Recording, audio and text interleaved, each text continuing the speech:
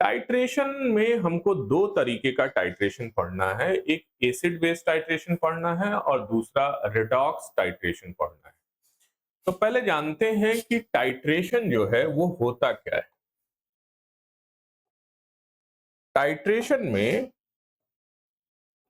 हम एक known solution लेते हैं और उस नोन सॉल्यूशन से एक अननोन सॉल्यूशन की हम मोलैरिटी या कंसंट्रेशन निकाल सकते हैं।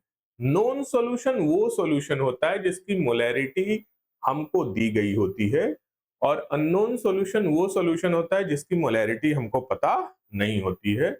और वॉल्यूम मेजर करके दोनों सॉल्यूशन का जब दोनों को आपस में हम रिएक्ट कराते हैं तो हम अननोन सॉल्यूशन की मोलैरिटी पता कर सकते हैं। तो ये बड़ा अच्छा इंटरेस्टिंग टॉपिक है कि एक अननोन जिसकी कंसंट्रेशन हमको नहीं पता है उसकी कंसंट्रेशन हम पता कर सकते हैं। तो यहां पर हम क्या मेजर करते हैं, कंसंट्रेशन यानी अमाउंट पता करते हैं वॉल्यूम मेजर करके। तो टाइट्रेशन जो है एक तरीके का क्वांटिटेटिव एनालिसिस, क्वांटिटेटिव एनालिसिस क्या है, क्वांटिटेटिव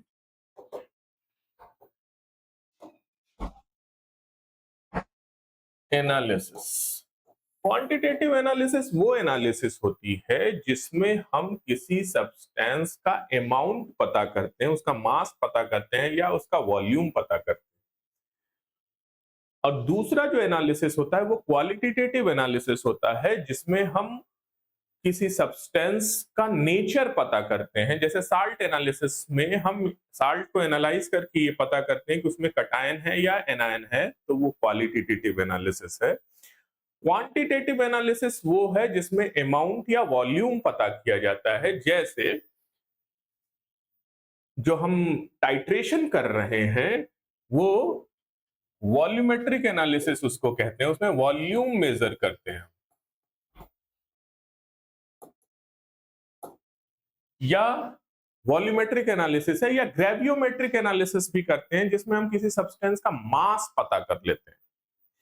तो टाइट्रेशन जो है वो एक तरीके की क्या है, क्वांटिटेटिव एनालिसिस है। अब टाइट्रेशन में करते क्या है कि हमारे पास एक सॉल्यूशन होता है, उस सॉल्यूशन का कंसंट्रेशन या उसकी मोलैरिटी या उसका ग्राम पर लीटर कंसंट्रेशन कुछ भी, इसकी मोलैरिटी इसका हमको पता होता है।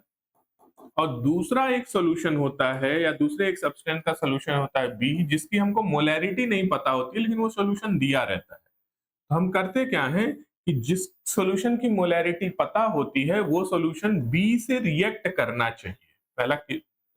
पहला तरीका तो ये है या पहली रिक्वायरमेंट ये है कि जब ए बी से रिएक्ट करेगा तभी हम इस अननोन सॉल्यूशन की, जिस सॉल्यूशन की हमको मोलैरिटी नहीं पता है, उसकी मोलैरिटी निकाल सकते हैं। जिस सॉल्यूशन की मोलैरिटी पता होती है उसको हम कहते हैं नोन सॉल्यूशन और जिस सॉल्यूशन की पोलैरिटी नहीं पता होती है उसको हम कहते हैं अननोन सॉल्यूशन। ठीक है, तो अननोन सॉल्यूशन का मोलैरिटी पता करने के लिए हम करते क्या है कि इस ए सॉल्यूशन को इस बी सॉल्यूशन में मिलाते हैं और जब दोनों के बीच में रिएक्शन कंप्लीट हो जाता है तो उस समय कितना मिलाया, दोनों के वॉल्यूम आपस में कितने कितने वॉल्यूम रिएक्ट किए वो नोट कर लेते हैं। जिस पॉइंट पर दोनों का रिएक्शन कंप्लीट हो जाता है उस पॉइंट को हम कहते हैं एंड पॉइंट या उसी को हम कहते हैं इक्विवेलेंस पॉइंट।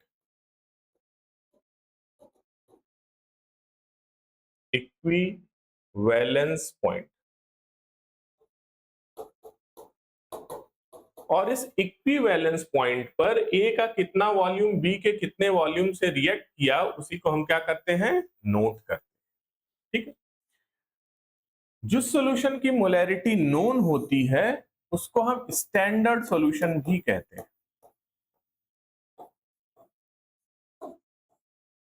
ठीक है जी, तो इस नोन सॉल्यूशन से अननोन सॉल्यूशन की हम मोलैरिटी क्या करते हैं, निकालते हैं और इस प्रोसेस को हम क्या कहते हैं, टाइट्रेशन कहते हैं। कैसे निकालते हैं, जब ये दोनों आपस में रिएक्ट करेंगे तो चूंकि इसकी मोलैरिटी हमको दी गई है m है, मान लीजिए इस सॉल्यूशन के लिए n फैक्टर n है और इस सॉल्यूशन का एंड पॉइंट पे जो वॉल्यूम यूज हुआ वो v हुआ। मान लीजिए इसका n फैक्टर n1 है, मोलैरिटी m1 है, वॉल्यूम v1 है। दूसरा जो है इसकी मोलैरिटी हमको नहीं पता है, लेकिन ये मान लीजिए m2 है और रिएक्शन जो किया इसका वॉल्यूम वो v2 है और इसका n फैक्टर तो हम देखकर बता सकते हैं n2 है।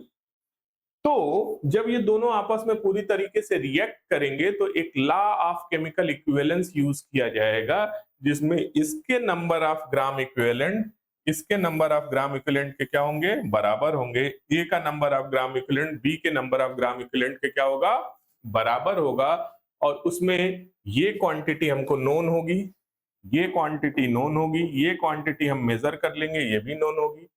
ये नोन होगा, ये नोन नहीं है और ये नोन होगा, क्योंकि वॉल्यूम दोनों का रिएक्ट कर रहा है तो हम ही मेजर कर रहे हैं, तो हम वॉल्यूम दोनों के मेजर कर सकते हैं।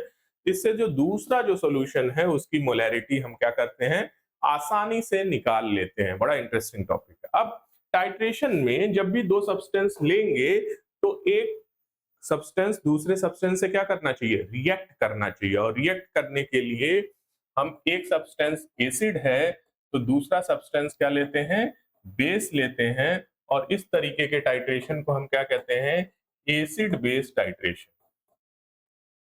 Acid base titration.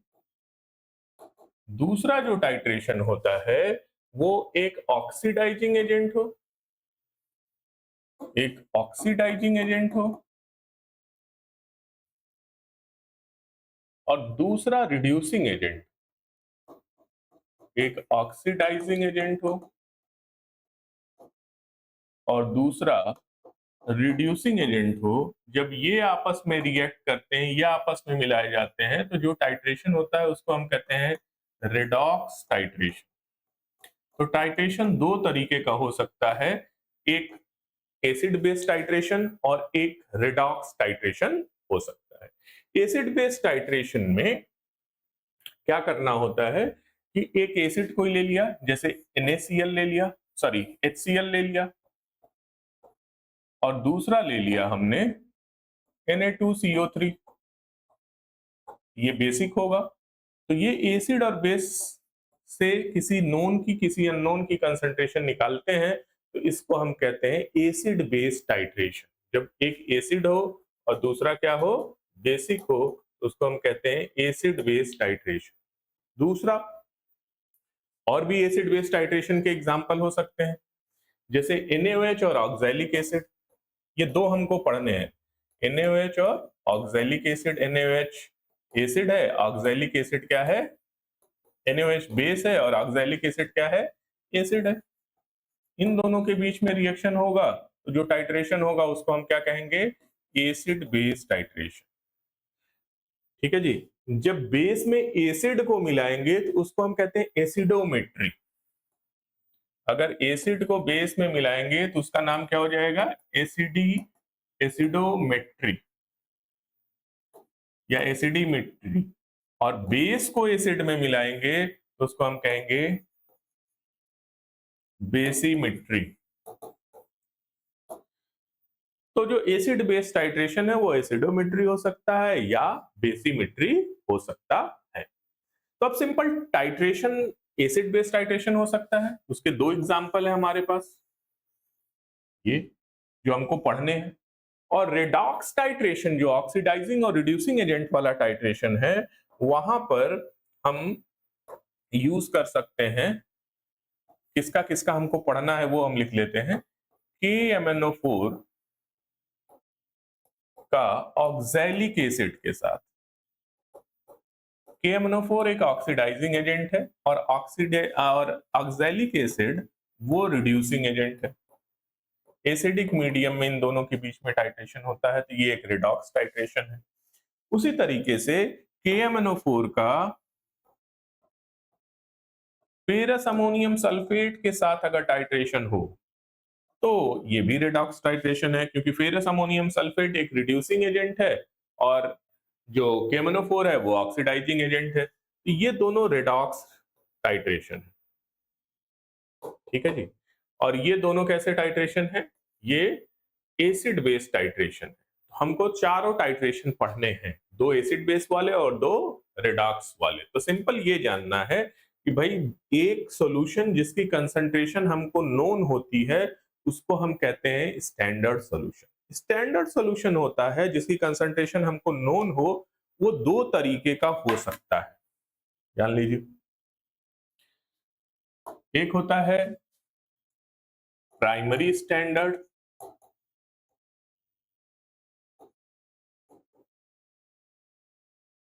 और दूसरा होता है सेकेंडरी स्टैंडर्ड।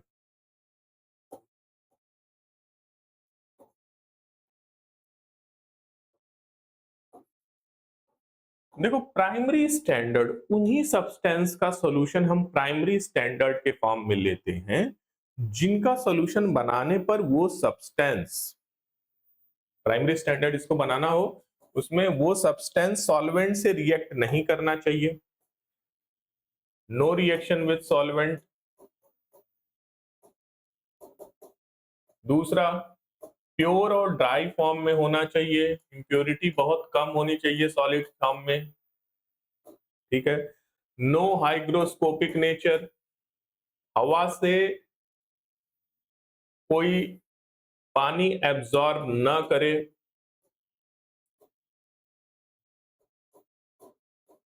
या हवा के ऑक्सीजन से इसका ऑक्सीडेशन न हो जाए। तो ऐसे सब्सटेंस का हम प्राइमरी स्टैंडर्ड सॉल्यूशन बनाते हैं, उसको सीधे लेकर के तौल करके और घोल करके हम नोन मोलैरिटी का सॉल्यूशन बना लेते हैं।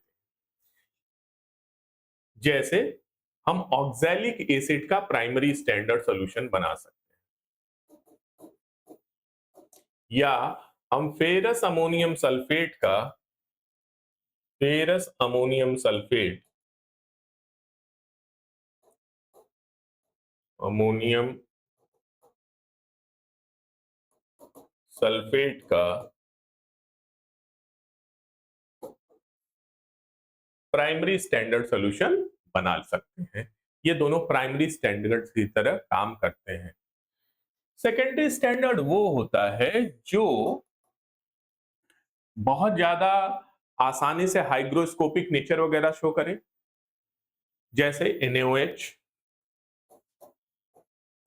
या प्योरिटी उसमें कम हो, KMnO4। तो ये भी स्टैंडर्ड सॉल्यूशन की तरह हम बना सकते हैं, लेकिन ये इसको पहले हमको स्टैंडर्डाइज करना पड़ेगा प्राइमरी स्टैंडर्ड के साथ। तो जब इसको प्राइमरी स्टैंडर्ड से स्टैंडर्डाइज कर देंगे, यानी प्राइमरी स्टैंडर्ड के साथ इसको टाइट्रेट करके इसकी कंसंट्रेशन हम सेट कर लेंगे, फिर इसको हम यूज कर सकते हैं एज अ सेकेंडरी स्टैंडर्ड। जैसे NaOH और KMnO4 ये प्राइमरी स्टैंडर्ड की तरह काम नहीं करते हैं। क्यों? NaOH क्यों नहीं करता? क्योंकि ये हाइग्रोस्कोपिक नेचर है इसका, हाइग्रोस्कोपिक। और KMnO4 क्यों करता है? इम्प्योरिटी होती है, ठीक है भाई। तो दो तरीके के स्टैंडर्ड सॉल्यूशन हो सकते हैं, प्राइमरी और दूसरा क्या, सेकेंडरी। जैसे NaOH के लिए हम एक अगर इसका कंसंट्रेशन बनाएंगे, इसको डायरेक्ट वे कर करके हम इसका सॉल्यूशन नहीं बना सकते, क्योंकि ये क्या है, हाइग्रोस्कोपिक नेचर शो करता है। आप NaOH के पिलेट्स लेंगे, छोटे छोटे टुकड़े लेंगे, तो हवा की नमी को एब्जॉर्ब कर लेता है और इतना एब्जॉर्ब करता है कि उसमें घुल जाता है। तो आपको लगेगा कि वो गीला होता जा रहा है, पिघल रहा है। एक्चुअली जैसे बरसात में नमक के चारों तरफ पानी इकट्ठा होता है, वैसे उससे भी ज्यादा ये उसमें घुलने लगता है, तो ऐसा लगता है कि ये गल रहा है, पिघल रहा है। तो हाइग्रोस्कोपिक नेचर के कारण इसकी कंसंट्रेशन इसके सॉल्यूशन की क्या हो सकती है, बदलती रहती है। तो ये सेकेंडरी स्टैंडर्ड की तरह यूज किया जाता है, प्राइमरी स्टैंडर्ड की तरह यूज नहीं किया जाता है। खैर, तो जो नोन कंसंट्रेशन का सॉल्यूशन होगा वो दो तरीके का हो सकता है, एक प्राइमरी स्टैंडर्ड और दूसरा क्या, सेकेंडरी स्टैंडर्ड, ठीक है। अब देखो कि टाइट्रेशन में करना क्या है कि एक सॉल्यूशन को दूसरे सॉल्यूशन में मिलाना है। टाइट्रेशन कुछ है नहीं, एक सॉल्यूशन जिसकी कंसंट्रेशन नोन है और दूसरा सॉल्यूशन जिसकी कंसंट्रेशन नहीं पता है, तो एक को दूसरे में मिलाना है, ठीक है। जिसको मिलाते हैं उसको हम कहते हैं टाइट्रेंट, और जिसमें मिलाते हैं उसको हम कहते हैं टाइट्रेंड, ठीक है जी। तो एक सॉल्यूशन को दूसरे में मिलाएंगे और दोनों के वॉल्यूम हम क्या कर लेंगे, मेजर कर लेंगे। तो दोनों के वॉल्यूम मेजर करने होते हैं तो हमको एक ऐसा सिस्टम लेना पड़ता है कि वॉल्यूम हम आसानी से क्या कर पाए, मेजर कर पाए। तो उसके लिए हम एक इंस्ट्रूमेंट लेते हैं जिसको हम कहते हैं ब्यूरेट। ब्यूरेट एक पतली सी ट्यूब होती है,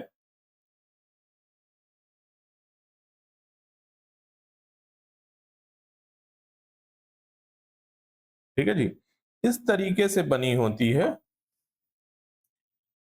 और नीचे ये आकर के ऐसे इस टाइप से मुड़ जाती है और यहाँ पे ये पतला सा नोजल बन जाता है और इस पे एक स्टॉप कॉक लगा होता है, ठीक है जी। यहाँ गैप रहता है और यहाँ पर एक स्टॉप कॉक लगा रहता है,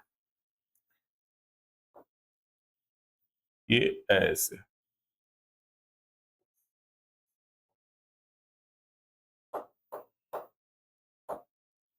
यहाँ ऐसे बना रहे और यहाँ इससे आप इस ट्यूब से फ्लो को रेगुलेट कर सकते हैं। तो ये इस तरीके का एक लंबी सी ट्यूब होती है और ये ग्रेजुएटेड होती है, यहाँ पे निशान बने होते हैं।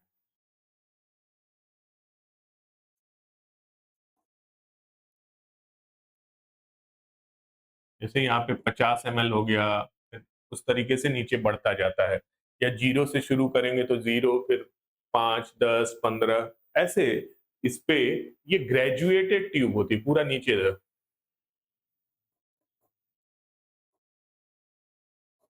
इससे क्या होता है कि हम आसानी से मेजर कर पाएंगे कि अगर कोई सॉल्यूशन इसमें भरा जाएगा तो वो सॉल्यूशन कितना गिराया गया वो आसानी से मेजर कर सकते हैं। यहाँ 0 है, यहाँ मान लो 10 है, यहाँ 20 है, यहाँ 30 है, यहाँ 40 है, यहाँ 50 है, कुछ इस तरीके का ग्रेजुएशन है। ये 50 ml तक का ट्यूब होती।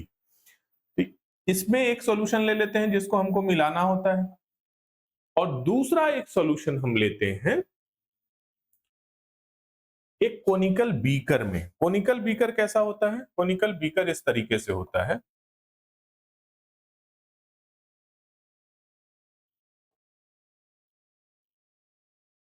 ऐसा एक बीकर होता है,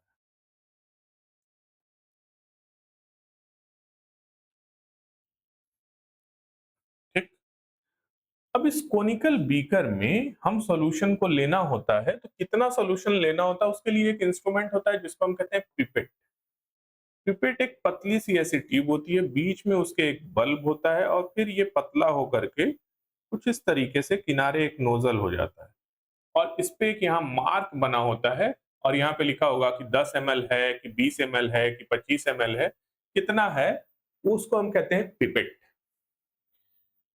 तो एक सॉल्यूशन जिसको मिलाना होता है उस सॉल्यूशन को हम इस ब्यूरेट में भर लेते हैं, इसमें भर लेते हैं ब्यूरेट में। जैसे कोई सॉल्यूशन हमको लेना है तो एक सॉल्यूशन को इस ब्यूरेट में भरेंगे, यहां तक भरना हो, यहाँ 0 तक भरेंगे और फिर सॉल्यूशन यहां तक रहेगा। जब सॉल्यूशन यहां तक भर जाएगा इसमें, तो ये नीचे वाला हिस्सा बचा रह जाता है क्योंकि अभी कॉक तो हमने खोली नहीं। तो हम एक बार इसको खोल करके यहां भी सॉल्यूशन को भर लेते हैं, प्रिकॉशन ये है, और फिर इसको 0 कर लेते हैं, ऊपर लगा लेते हैं फनल। फनल लगा करके सॉल्यूशन को क्या करते हैं, इसमें भरते हैं और फिर फनल हटा देंगे और इस ब्यूरेट को एक स्टैंड से, एक हमारे पास स्टैंड होता है, उस स्टैंड से क्लैंप कर लेते हैं ताकि ब्यूरेट सीधे क्या रहे, खड़ा रहे। समझ में आ रहा है? तो एक स्टैंड ले लेंगे, ऐसे सीधे स्टैंड, और उस स्टैंड पे ऐसे इसको क्लैंप से कसने के लिए यहाँ पे जगह होती है, इसको क्लैंप से कस लेते हैं और स्टैंड पे लगा लेते हैं। दूसरा, जो दूसरा सॉल्यूशन होता है उसको हम इस कोनिकल बीकर में लेते हैं। एक उस सॉल्यूशन को, एक बीकर में वो सॉल्यूशन लेना है इस कोनिकल में, तो एक बीकर में मान लीजिए वो सॉल्यूशन रखा हुआ है, उस सॉल्यूशन को लिए इसमें से और इस ट्यूब को, जैसे ये पतली सी शीशे की ट्यूब है, तो यहाँ लगा करके मुंह से खींचते हैं और मार्क यहाँ तक कर लेते हैं। खींच करके उस सॉल्यूशन को यहाँ तक ले आते हैं। जब यहाँ तक हो जाएगा तो मतलब 10 ml या जितना लिखा है उतना ml तक वॉल्यूम, उतने वॉल्यूम का सॉल्यूशन यहाँ पे हमने सक कर लिया है और उसको फिर वापस यहाँ ले आकर के इसको निकल बीकर में छोड़ देते हैं। ऊपर उंगली से इसका मुंह बंद किए रहते हैं, फिर यहाँ ले आके छोड़ देते हैं, तो उतने ml सॉल्यूशन यहाँ आ जाता है। वो डिपेंड करता है, पिपेट 10 ml का भी हो सकता है, 20 ml का भी हो सकता है, 15 ml का भी हो सकता है। उतना वॉल्यूम पिपेट का यहाँ पर हम क्या करते हैं, ले लेते हैं। अब इस कोनिकल बीकर को मान लीजिए 10 ml वॉल्यूम ले लिया, तो उसको यहां ले आ करके नीचे लगा देते हैं। कोनिकल बीकर को यहां नीचे लगा देते और यहां पर हमारे पास यहां पे सॉल्यूशन इसका भी है। ठीक है जी। अब इस सॉल्यूशन को, इस सॉल्यूशन यानी ब्यूरेट से सॉल्यूशन हम किस में ले जाएंगे? अब हमको कोनिकल बीकर में जो सॉल्यूशन लिया उसका वॉल्यूम किस पर डिपेंड करेगा? उसका वॉल्यूम इस पिपेट पे डिपेंड करेगा। अगर पिपेट 10 ml का, तो यहाँ वॉल्यूम 10 ml आएगा। पिपेट 20 ml का, तो यहाँ वॉल्यूम 20 ml आएगा। पिपेट 25 ml का है, वहां वॉल्यूम 25। यानी कोनिकल फ्लास्क में जो लिया हमने सॉल्यूशन, उसका वॉल्यूम पिपेट के वॉल्यूम के बराबर होगा। और दूसरा, एक सॉल्यूशन हमने ब्यूरेट में भरा, वो जब हम गिराएंगे तो कितना गिराएंगे इससे रिएक्ट करने के लिए, वो हम नोट कर सकते हैं, क्योंकि ये ग्रेजुएटेड ट्यूब होती है। अब क्या करते हैं, हम धीरे से इस टैप को खोलते हैं और इसमें सॉल्यूशन मिलाते हैं।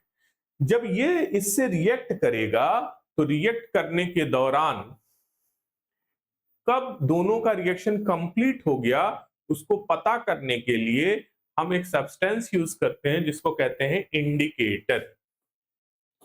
इंडिकेटर, ये इंडिकेटर यहां मिला देते हैं 1 ड्रॉप या 2 ड्रॉप टाइट्रेशन करने से पहले। अब इंडिकेटर मिला दिया और इस सॉल्यूशन को ऊपर से नीचे गिरा रहे हैं। मान लीजिए हमारा पिपेट 10 ml का था, तो यहाँ 10 ml ले लिया। इसकी कंसंट्रेशन मान लीजिए हमको नोन नहीं है, इसकी कंसंट्रेशन हमको पता नहीं है, इसी की कंसंट्रेशन हमको क्या करनी है, जो नीचे सॉल्यूशन है उसका निकालना है। तो मान लीजिए इसकी मोलैरिटी m है, इसका वॉल्यूम 10 ml हो गया क्योंकि पिपेट 10 ml का था। इसका n फैक्टर मान लीजिए n1 है, तो मोलैरिटी m1 है। अब हमने इसको मिलाया, इसका कंसंट्रेशन हमको नोन था क्योंकि हमने ही ये सॉल्यूशन बनाया है, ये स्टैंडर्ड सॉल्यूशन है। तो मान लीजिए इसकी कंसंट्रेशन m2 है, इसका n फैक्टर n2 है, और इसका जो वॉल्यूम मिला है वो हम मेजर कर सकते हैं। इसका वॉल्यूम मान लीजिए हमने मिलाया ऊपर से, ये 20 ml मिला दिया, वो तो नोट करेंगे 20 ml हो सकता है, ये तो हमने नॉर्मली ले लिया। 20 ml हो सकता है, 10 ml हो सकता है, 15 ml हो सकता है। और फिर जब ये 3 क्वांटिटी यहाँ और 3 फिजिकल क्वांटिटी यहाँ पता हो, तो हम फार्मूला यूज करेंगे N1 M1 V1। क्या फार्मूला यूज करेंगे? N1 M1 V1 is equal to N2 M2 V2।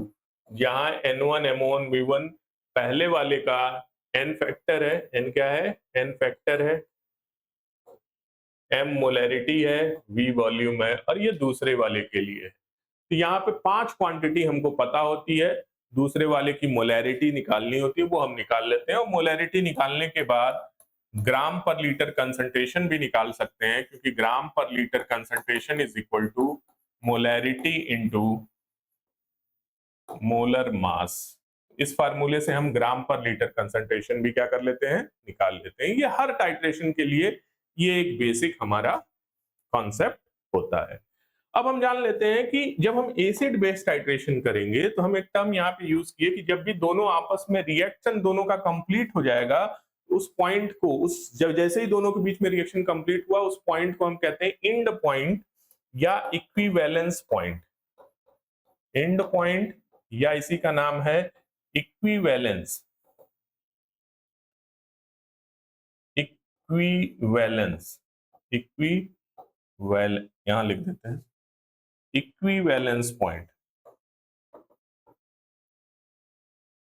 Equivalence point या इसी को कहते हैं एंड पॉइंट। तो इक्विवेलेंस पॉइंट कब आया, ये हम कैसे पता करेंगे? उसके लिए हमने नीचे जो फ्लास्क था उसमें इंडिकेटर डाल रखा था, वो इंडिकेटर उससे रिएक्ट कर करके अपना कलर चेंज कर लेता है। जैसे एंड पॉइंट आएगा तो वो कलर चेंज करके बता देगा कि अब एंड पॉइंट आ गया है और हम तुरंत इसको मिलाना बंद कर देंगे। ठीक है, तो अब इंडिकेटर कैसी क्वालिटी होती है या कौन सी सब्सटेंस ऐसे हैं जो इंडिकेटर की तरह काम कर सकते हैं? तो इंडिकेटर जो होता है वो दो तरीके के टाइट्रेशन में दो तरीके का इंडिकेटर यूज किया जाता है। एक है acid based titration. Acid based titration में कौन सा इंडिकेटर यूज किया जाएगा या कौन सब्सटेंस इंडिकेटर की तरह काम करेगा और उसके पीछे का क्या कॉन्सेप्ट है, कैसे काम करता है? तो इंडिकेटर वो एसिड बेस्ड टाइट्रेशन में इंडिकेटर वो सब्सटेंस है जो एंड पॉइंट पे अपना कलर चेंज कर करके बता देता है कि अब एंड पॉइंट आ गया है। जब भी एसिड बेस्ड टाइट्रेशन होता है तो एंड पॉइंट पे पीएच में ज्यादा चेंज आता है। पीएच बहुत तेजी से बदलता है और जब पीएच बदलता है तो ये इंडिकेटर भी पीएच सेंसिटिव होता है, यानी अलग अलग पीएच पे इंडिकेटर का कलर अलग अलग होता है। तो इंडिकेटर वो सब्सटेंस हैं जो पीएच, एसिड बेस इंडिकेटर जो पीएच सेंसिटिव होते हैं और अलग अलग पीएच पे अलग अलग कलर शो करते हैं। जैसे हमें दो इंडिकेटर अपने सिलेबस में पढ़ना है, एक है फिनोल्फ्थलीन।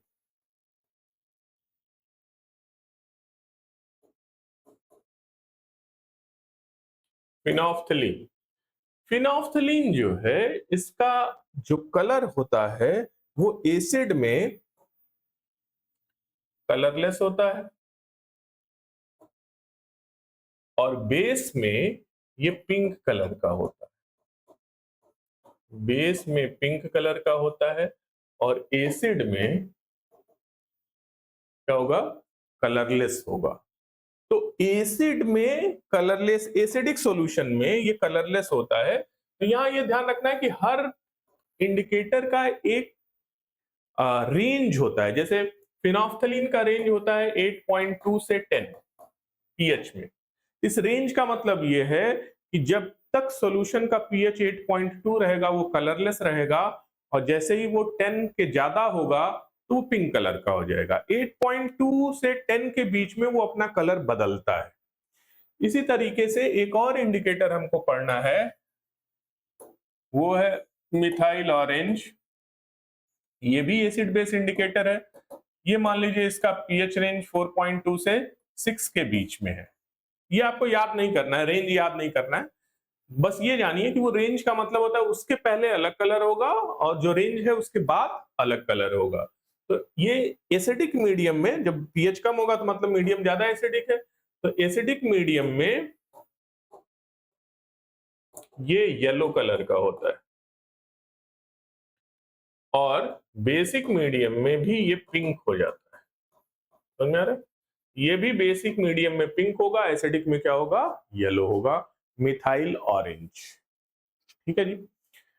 अब यहां पे आपको दिख रहा है कि मिथाइल ऑरेंज का जो रेंज है वो कम पीएच में है और फिनोल्फ्थलीन का ज्यादा पीएच में है। अब हम ये जानेंगे कि कैसे कोई इंडिकेटर अपना कलर चेंज करता है। तो उसमें पहला जो इंडिकेटर है उसकी बात करते हैं हम फिनोल्फ्थलीन की।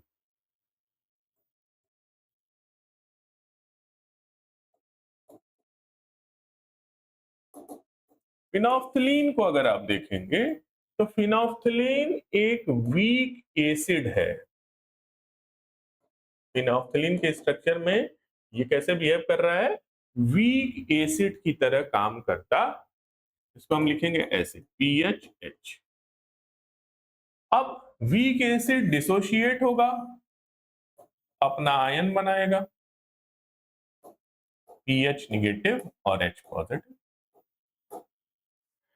वीक एसिड जब ये अनआयोनाइज्ड फॉर्म में रहता है, इस फॉर्म में रहता है, तो इसका कोई कलर नहीं होता, ये कलरलेस होता है।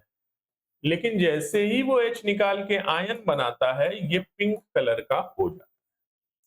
अब आप इस इक्विलिब्रियम को अगर देखें तो एसिडिक मीडियम में जो वीक एसिड है वो ज्यादा डिसोशिएट नहीं होते हैं। तो ये वीक एसिड है तो एसिडिक मीडियम में ये डिसोशिएट नहीं होगा, कम डिसोशिएट होगा। तो एसिडिक मीडियम में ये इधर रहेगा यानी ये अनआयनाइज्ड फॉर्म में रहेगा, कलरलेस रहेगा जब तक कि पीएच इसका 8.2 के आसपास है। और जैसे ही पीएच बढ़ करके 10 से ज्यादा होने लगे तो ये क्या होने लगेगा, बेसिक स्ट्रॉन्ग बेसिक मीडियम होने लगेगा, तो ये क्या होने लगेगा, पिंक होने लगेगा। तो ये बेसिक मीडियम में रिलेटिवली दो मीडियम है, एक एसिडिक है और दूसरा बेसिक है, तो बेसिक मीडियम में ये पिंक होगा और एसिडिक मीडियम में ये क्या होगा, कलरलेस होगा। बात समझ में आ रही है? यानी ये जो सब्सटेंस हैं ये अलग अलग मीडियम में अलग अलग फॉर्म में रहते हैं।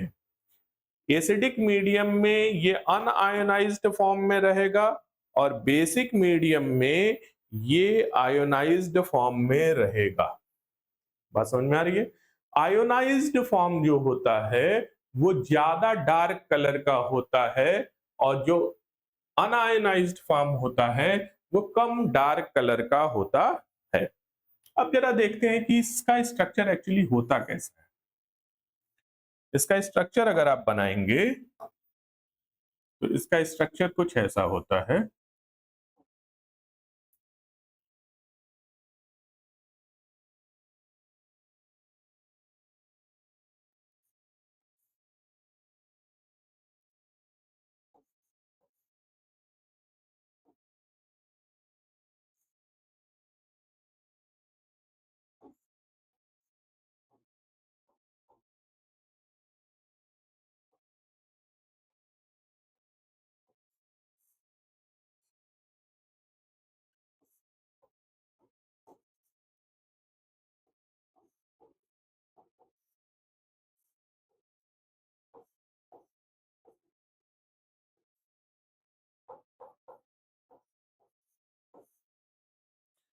ठीक है जी, ये फिनोल्फ्थलीन का अनआयनाइज्ड फॉर्म का स्ट्रक्चर। जब हम इसमें बेस मिलाते हैं तो ये आयोनाइज हो जाएगा और जब आयोनाइज होगा तब ये किस फॉर्म में बदल जाएगा वो देखिए। जब इसमें हम कोई बेस मिलाएंगे तो ये आयोनाइज हो जाएगा। जब आयोनाइज होगा तो ये बन जाएगा सी,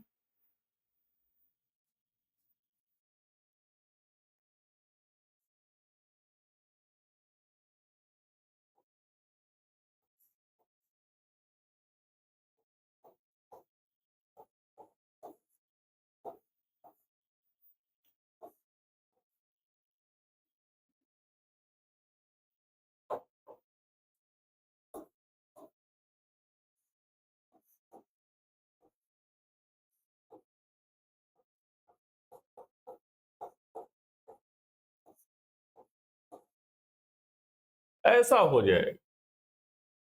ये आयोनाइज, जब ये बेसिक मीडियम में जाएगा तो ये आयोनाइज हो जाएगा और आयोनाइज होने के बाद इस तरीके का एक स्ट्रक्चर बनाएगा। यहां डबल बॉन्ड आ जाएगा। इस स्ट्रक्चर में अगर आप देखेंगे तो ये वाला जो रिंग है ये क्यूनोनाइड फॉर्म में चला गया है। किस फॉर्म में चला गया है? क्यूनोनाइड फॉर्म में चला गया है। ठीक है जी, ये रिंग देखिए और यहाँ पे तीनों बेंजीनोइड फॉर्म में। तो जो आयनिक फॉर्म है एक्चुअली आप इसको कह सकते हो कि ये क्विनोनाइड फॉर्म है और जो नॉट आयनिक फॉर्म है वो कौन सा फॉर्म है? बेंजीनोइड फॉर्म है। ठीक है जी, तो यहाँ पे आप लिख सकते हो ये बेंजीनोइड फॉर्म है और ये क्यूनोनोइड फॉर्म। क्यूनोनोइड फॉर्म डार्क कलर का होता है, जैसे यहाँ पे ये पिंक कलर का होगा, और जो बेंजीनोइड फॉर्म है वो लाइट कलर का होता है, जैसे यहाँ पे ये किस कलर का होगा? कलरलेस होगा। जब हम मीडियम का पीएच चेंज करेंगे यानी बेसिक पीएच करेंगे तो ये बन जाएगा बेस में, और एसिड में क्या होगा?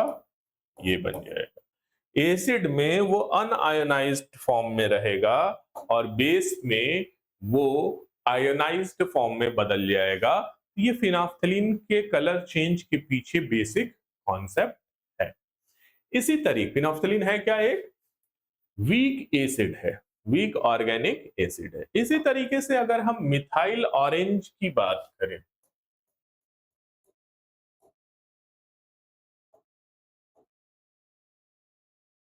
तो मिथाइल ऑरेंज एक वीक बेस है, मिथाइल ग्रुप नहीं है, ये पूरा का पूरा एक पार्ट है और ये OH उसका जो चूंकि बेसिक नेचर है तो इसलिए OH वहां पे लगा दिया है। ठीक है जी। अभी हम इसका स्ट्रक्चर भी बनाएंगे कि इसका स्ट्रक्चर कैसा होता है। तो मिथाइल ऑरेंज जो है वो टूटेगा तो मिथाइल पॉजिटिव बना लेगा और OH निगेटिव बना लेगा। एक्चुअली ये लिविस आर्हेनियस बेस नहीं होता है, ये किस तरीके से होता है, ये ब्रॉन्स्टेड बेस है, यानी प्रोटॉन लेता है, ये प्रोटॉन लेता है। कैसा है, वीक बेस है और क्या है, ब्रॉन्स्टेड है। ठीक है, ब्रॉन्स्टेड बेस है। तो यहां पे अगर आप देखेंगे तो अगर यहां पर ये वाला फॉर्म ज्यादा रहता है तो ये येलो कलर का होगा और आयनिक फॉर्म में बदल गया तो ये पिंक कलर का। आयनिक फॉर्म किस में आएगा, बेस में आएगा। ये किस में आएगा, ये एसिड में आएगा, क्योंकि जैसे ही आप इसको बेसिक मीडियम में ले जाएंगे वो क्या हो जाएगा, आयोनाइज हो जाएगा। ठीक है जी। तो ये क्या करेगा, प्रोटॉन को क्या करेगा, एक्सेप्ट करेगा, प्रोटॉन को एक्सेप्ट करेगा तो बेसिक नेचर शो करेगा। तो जो मिथाइल ऑरेंज है उसका कलर अलग होगा, दो एसिडिक और बेसिक मीडियम में दोनों में अलग अलग कलर शो करेगा। और जो मिथाइल जो फिनोफ्थलीन है वो भी बेसिक और एसिडिक मीडियम में अलग अलग कलर शो करेगा। क्यों कलर शो करेगा, दोनों आयोनाइज्ड और अनआयोनाइज्ड फॉर्म में क्या करते हैं, रहते हैं, जिससे वो कलर अलग अलग क्या करते हैं, शो करते हैं। अब जरा इनके स्ट्रक्चर को भी जान लेते हैं कि इनका स्ट्रक्चर कैसा होता है और कैसे काम करता है। ठीक है जी।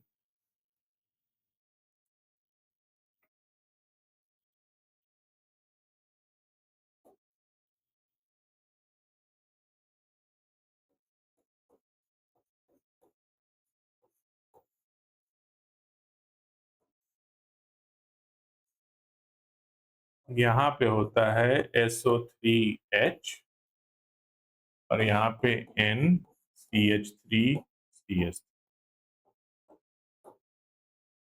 ठीक है जी। ये इसका कौन सा फॉर्म है, अनआयनाइज्ड फॉर्म है या ये बेंजीनॉइड फॉर्म है।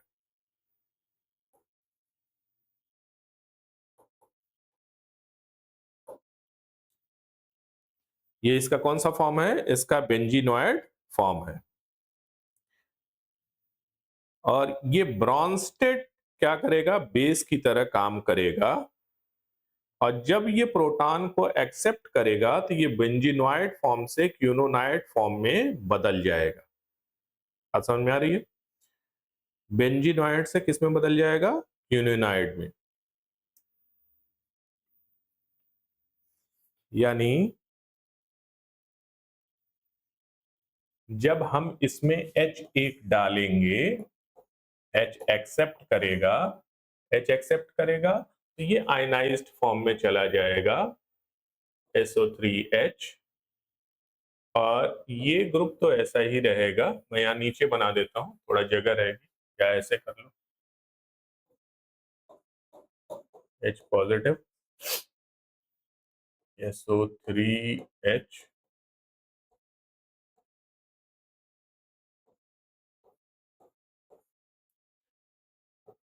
ये N एक H को एक्सेप्ट करता है और ये डबल बॉन्ड यहां शिफ्ट हो जाता है और फिर उसके बाद ये क्यूनोनाइड फॉर्म में बदल जाता है। समझ में आ रहा है, तो ये क्यूनोनॉइड फॉर्म है, क्यूनोनॉइड फॉर्म है और ये क्या है, आयनिक फॉर्म भी है, ये आयनिक फॉर्म है।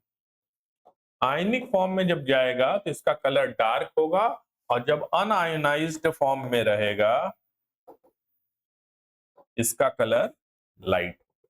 ये बेसिक प्रिंसिपल है कि कोई इंडिकेटर कलर क्यों शो करता है, क्योंकि वो आयनाइज्ड थे अनआयनाइज्ड फॉर्म, दो फॉर्म में एग्जिस्ट करता है, या जो आयनाइज्ड फॉर्म है उस हल्का कलर, सॉरी वो डार्क कलर का होता है, जो अनआयनाइज्ड फॉर्म है वो हल्के कलर का होता है। ये बेसिक प्रिंसिपल है मिथाइल ऑरेंज और फिनोल्फ्थालीन के बीच में काम करने का, ठीक है जी, और दोनों के अलग अलग कलर शो करने का। अब अगर हम रेडॉक्स की बात करें तो रेडॉक्स इंडिकेटर क्या होते हैं, रेडॉक्स में भी इंडिकेटर यूज होगा। तो जो रेडॉक्स टाइट्रेशन होता है, रेडॉक्स टाइट्रेशन में ऑक्सीडेशन पोटेंशियल चेंज होता है, जो सिस्टम होता है उसका ऑक्सीडेशन पोटेंशियल चेंज होता है।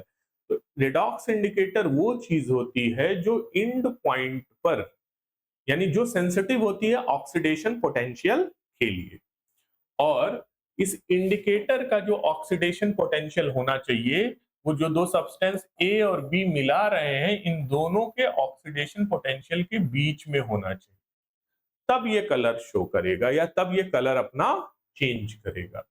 हम जो अपना यहाँ रेडॉक्स टाइट्रेशन पढ़ेंगे उसमें हमारा जो इंडिकेटर होता है अलग से कोई इंडिकेटर मिलाने की जरूरत नहीं होती है। जो हमने दो टाइट्रेशन पढ़े KMnO4 का FAS, या अभी पीछे देखे हैं, आगे और डिटेल में पढ़ेंगे KMnO4 का FAS के साथ और KMnO4 का ऑक्सैलिक एसिड के साथ, उन दोनों में KMnO4 ही सेल्फ इंडिकेटर की तरह काम करता है। तो रेडॉक्स इंडिकेटर में हमको क्या देखना होता है कि जो ऑक्सीडेशन पोटेंशियल है सिस्टम का एंड पॉइंट पे वो तेजी से चेंज होता है, और रेडॉक्स इंडिकेटर का ऑक्सीडेशन पोटेंशियल दोनों जो सॉल्यूशन होते हैं उनके ऑक्सीडेशन पोटेंशियल के क्या आना चाहिए, बीच में आना चाहिए।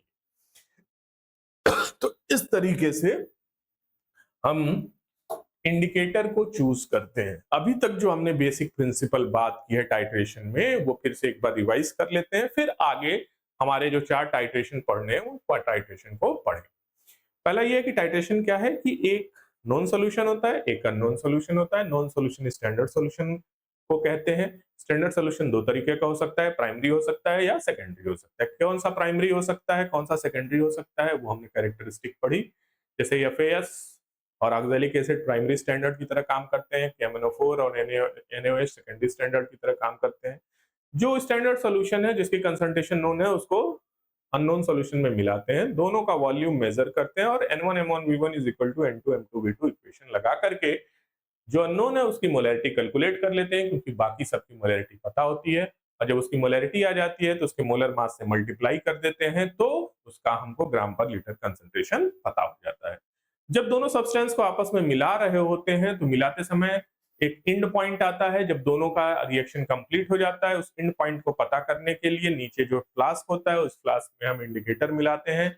एसिड बेस टाइट्रेशन के लिए जो इंडिकेटर यूज होता है वो दो तरीके का होता है, एक है फिनोल्फ्थालीन और एक है मिथाइल ऑरेंज, ठीक है।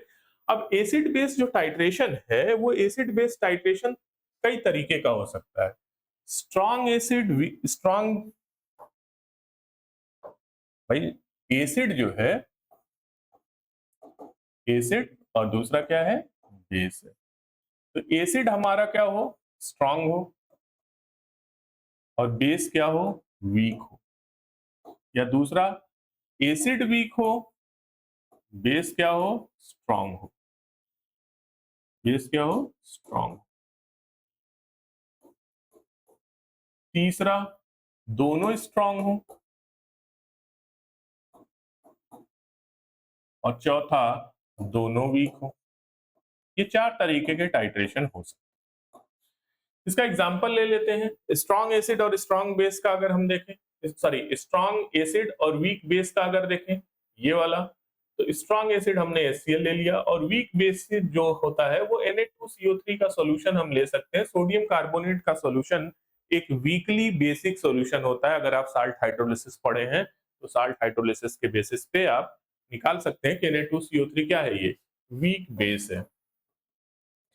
इनके बीच में जब टाइट्रेशन होता है तो जो इंडिकेटर हम यूज करते हैं वो इंडिकेटर होता है हमारा मिथाइल ऑरेंज। दूसरा, जब एसिड वीक हो और बेस स्ट्रांग हो, जैसे ऑक्सैलिक एसिड, ऑक्सैलिक एसिड और स्ट्रॉन्ग बेस हमारा क्या हो गया, NaOH। तब जो इंडिकेटर यूज होता है वो है फिनोल्फथालीन।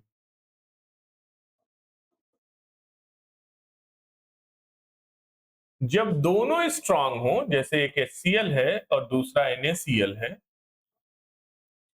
तो हम इन दोनों को यूज कर सकते हैं। ठीक है, कोई भी इंडिकेटर इसके लिए यूज किया जा सकता है।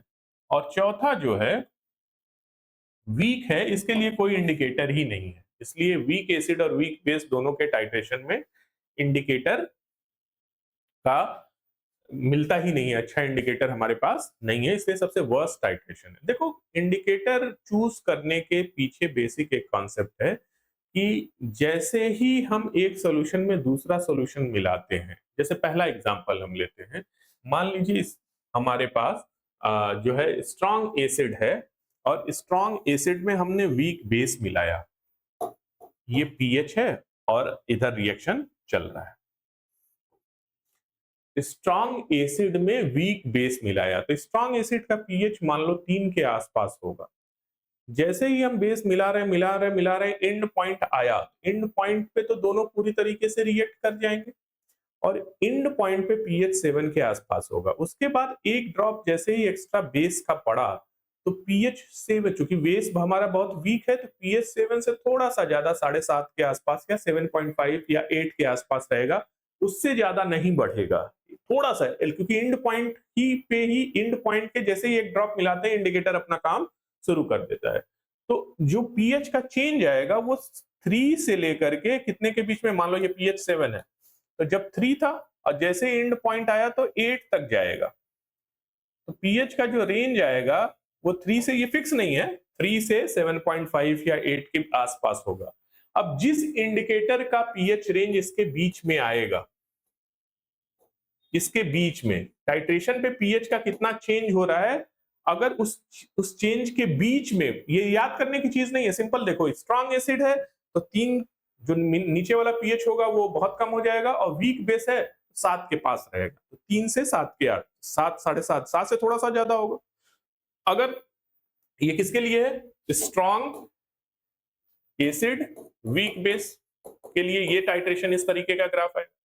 अगर दूसरा देख लें, वीक एसिड स्ट्रॉन्ग बेस है, वीक एसिड और स्ट्रॉन्ग बेस है, यहां सिंपल दिख रहा है कि वीक एसिड है, यानी जो पीएच का रेंज एसिड में जब हम बेस मिलाएंगे तो एसिड ये 7 है, तो जो एसिड का पीएच रहा होगा वो 6.5 के या 6 के आसपास रहा होगा, और जैसे ही बेस की एक ड्रॉप मिलेगी तो ये पीएच कहां तक चला जाएगा, 12 तक चला जाएगा। ये जो चेंज आएगा 6 से 12 के बीच में आ जाएगा।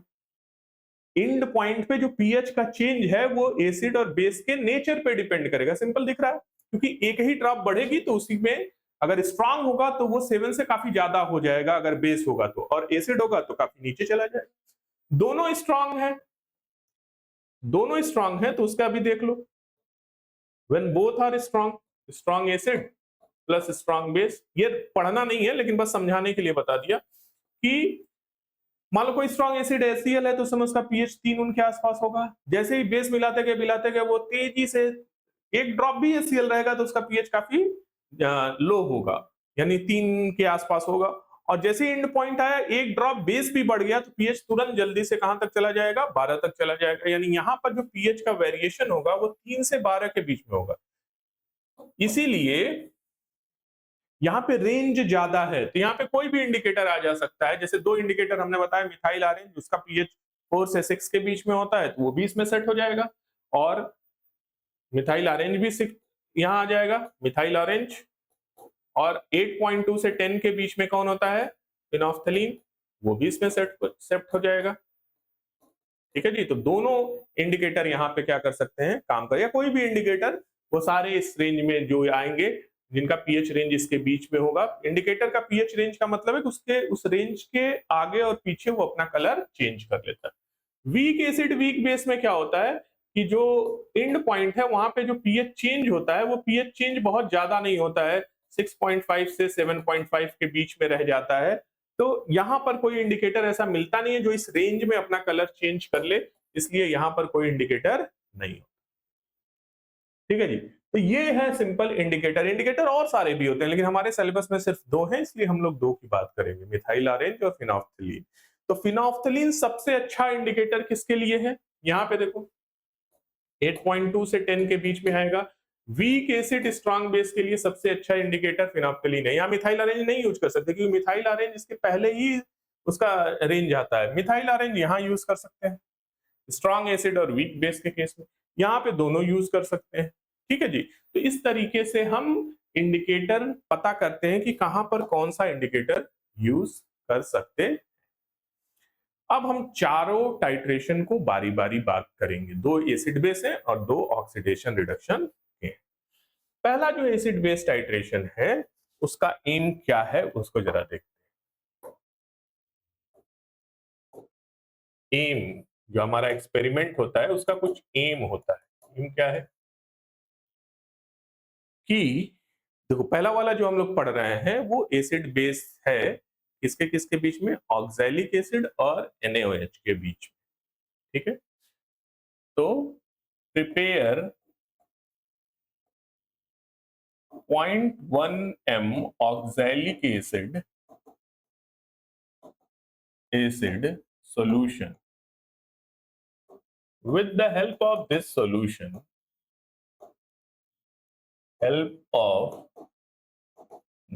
solution, find molarity and strength. Strength का मतलब ग्राम पर लीटर कंसंट्रेशन। स्ट्रेंथ का मतलब ग्राम per litre concentration of given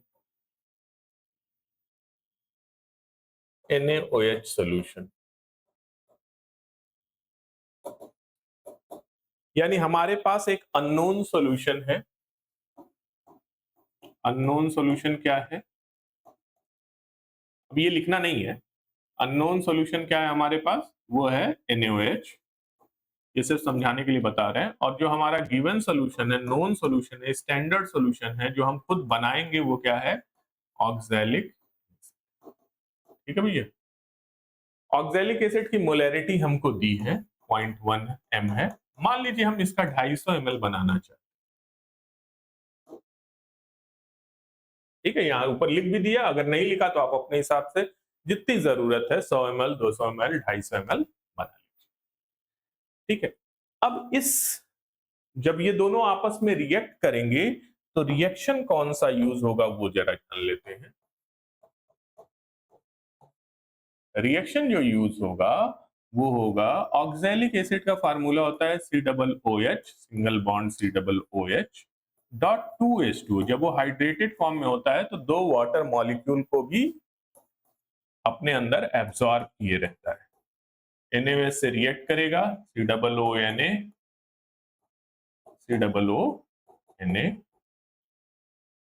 plus water बनेगा। ठीक है जी, ये पानी भी निकल जाएगा, कोई बात। तो ये एक रिएक्शन होता है जिसमें एसिड और बेस आपस में क्या करते हैं, रिएक्ट करते हैं। ये रिएक्शन है इसका। ठीक है, रिएक्शन में जो इंडिकेटर यूज होता है वो भी यहीं पे लिख लेते हैं। इंडिकेटर हमारा जो यूज होगा, इंडिकेटर,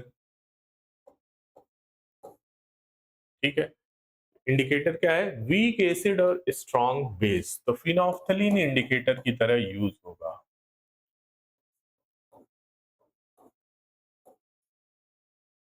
ठीक है जी। कलर चेंज क्या होगा, कलरलेस टू पिंक। और ये कब होगा, जब हम ब्यूरेट में, व्हेन ये इंडिकेटर यूज होगा, ये ब्यूरेट में किसको लेंगे हम, ब्यूरेट में हम लेंगे ब्यूरेट में हम लेंगे NaOH को, और पिपेट में या कोनिकल फ्लास्क में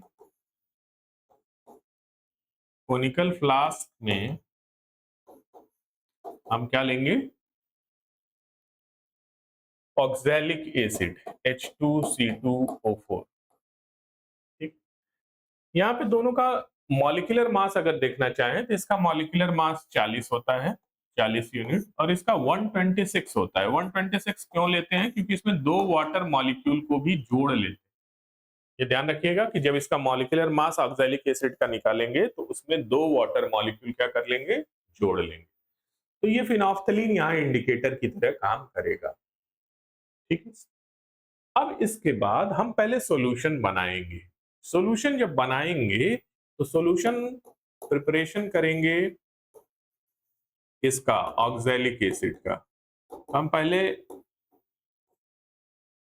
molar mass of oxalic acid निकालेंगे। मोलर मास ऑक्सैलिक एसिड का कितना है? COOH, single bond COOH dot 2H2O, इसको भी जोड़ना है, तब आएगा 126 ग्राम पर मोल। ये ध्यान रखिएगा। अब इतना आ गया तो 126 ग्राम पर मोल है, और मान लीजिए हम 250 ml सोल्यूशन बना रहे हैं, 250 ml अगर हम सोल्यूशन बना रहे हैं तो कितना तोड़ना पड़ेगा? तो W is equal to mass required is equal to mass is equal to molarity into molar mass. ये मोलैरिटी के फार्मूले को हमने बदल दिया, into volume in ml upon 1000। Molarity कितना है? 0.1, अभी क्वेश्चन में ऊपर दिया है। इनटू मोलर मास इसका कितना है? 126। इनटू वॉल्यूम हम कितना बनाना चाह रहे हैं? 250 डिवाइडेड बाई 1000। ये इससे कट जाएगा तो ये हो जाएगा 4। समझ में आ रही है? तो ये हो जाएगा 1.26 अपॉन 4। इसको और सॉल्व कर लो, ये हो जाएगा 0.315। इतना ग्राम हमको तौलना होगा। देखो, जब भी तौलना होता है तो तौलने के लिए हम हमेशा ग्राम में डेसिमल के 4 प्लेस तक एक केमिकल बैलेंस से तौल सकते हैं। यहाँ हम तौलना नहीं बताएंगे, लेकिन जो केमिकल बैलेंस होता है, जो लैब में डब्बे की तरह रखा होता है, 2 तराजू वहां लटके होते हैं, उससे डेसिमल के 4 प्लेस तक तौल सकते हैं। इसलिए जब भी हम कैलकुलेशन लिखेंगे, डेसिमल के 4 प्लेस तक मास को लिख सकते हैं। तो इतना तौल लेंगे। तौलने के बाद उसको बीकर में घोल लेंगे। घोलने के बाद पहले कम अमाउंट में, 250 से कम अमाउंट में घोल लेंगे। फिर एक मेजरिंग फ्लास्क होता है, वो मेजरिंग फ्लास्क इस तरीके का होता है, यहां बता देते हैं। ऐसे लंबी सी उसकी ट्यूब होती है और नीचे आएंगे तो ऐसे होगा। इसको कहते हैं मेजरिंग फ्लास्क। एक मेजरिंग सिलेंडर होता है, वो दूसरा होता है, और इस पे रस्सी से बांध करके इस पे एक ढक्कन भी लगा रहता है, बंद कर सकते हैं। इस पे लिखा रहता है, यहाँ मार्क बना होता है 250 ml का मेजरिंग फ्लास्क, 100 ml का, 250 ml का, अलग अलग होता है। तो आप कोई भी मेजरिंग फ्लास्क क्या कर सकते हैं? ले सकते हैं। ठीक है, मेजरिंग फ्लास्क इस तरीके का होता है, ऊपर ढक्कन लगा सकते हैं पैक करने के लिए। तो उसमें मान लो 100 ml बीकर में घोल लिया, उसको इसमें फनेल से गिरा दिया, यहाँ तक वो भर गया, और फिर उसके बाद पानी भर करके उसका वॉल्यूम कहाँ तक? इस मार्क तक कर लेते हैं, और 250 ml का हमारा सॉल्यूशन बन गया। तो ये मेजरिंग फ्लास्क में हमारा 250 ml सॉल्यूशन 0.1 मोलैरिटी की बना लेते हैं। अब बनाने के बाद हम टाइट्रेशन शुरू करेंगे। जब टाइट्रेशन शुरू करते हैं तो हम ब्यूरेट ले लेंगे, और इस ब्यूरेट में, मैं ऐसे ही जल्दी से बना देता हूं, इस ब्यूरेट में क्या भर लेंगे? NaOH मार्क तक भर लेंगे। शुरू में जब भरेंगे तो यहाँ 0 तक भर लेंगे, और यहाँ जो नीचे खाली अगर जगह बच गई है तो एक बार टैप को खोल करके इसको नीचे गिरा करके बीकर में, जिस बीकर से भर रहे हैं, वापस यहाँ भी सॉल्यूशन भरा होना चाहिए, प्रिकॉशन है, और ऊपर तक भर लेना चाहिए। अगर हमारा कलरलेस सॉल्यूशन है तो उस कलरलेस सॉल्यूशन का जो लोअर मेनिस्कस है, वही, क्योंकि कॉन्केव या कॉन्वेक्स सरफेस बनेगा, तो लोअर मेनिस्कस हम नोट करेंगे, अपने आइस के लेवल पे ले आएंगे और इस मार्क को नोट करेंगे। ऐसे दिखेगा लोअर मेनिस्कस। तो ये लोअर मेनिस्कस इस मार्क तक दिखना चाहिए, आना चाहिए। दूसरा, यहां पे हम ले लेते हैं कोनिकल बीकर। कोनिकल बीकर में क्या ले लेंगे हम?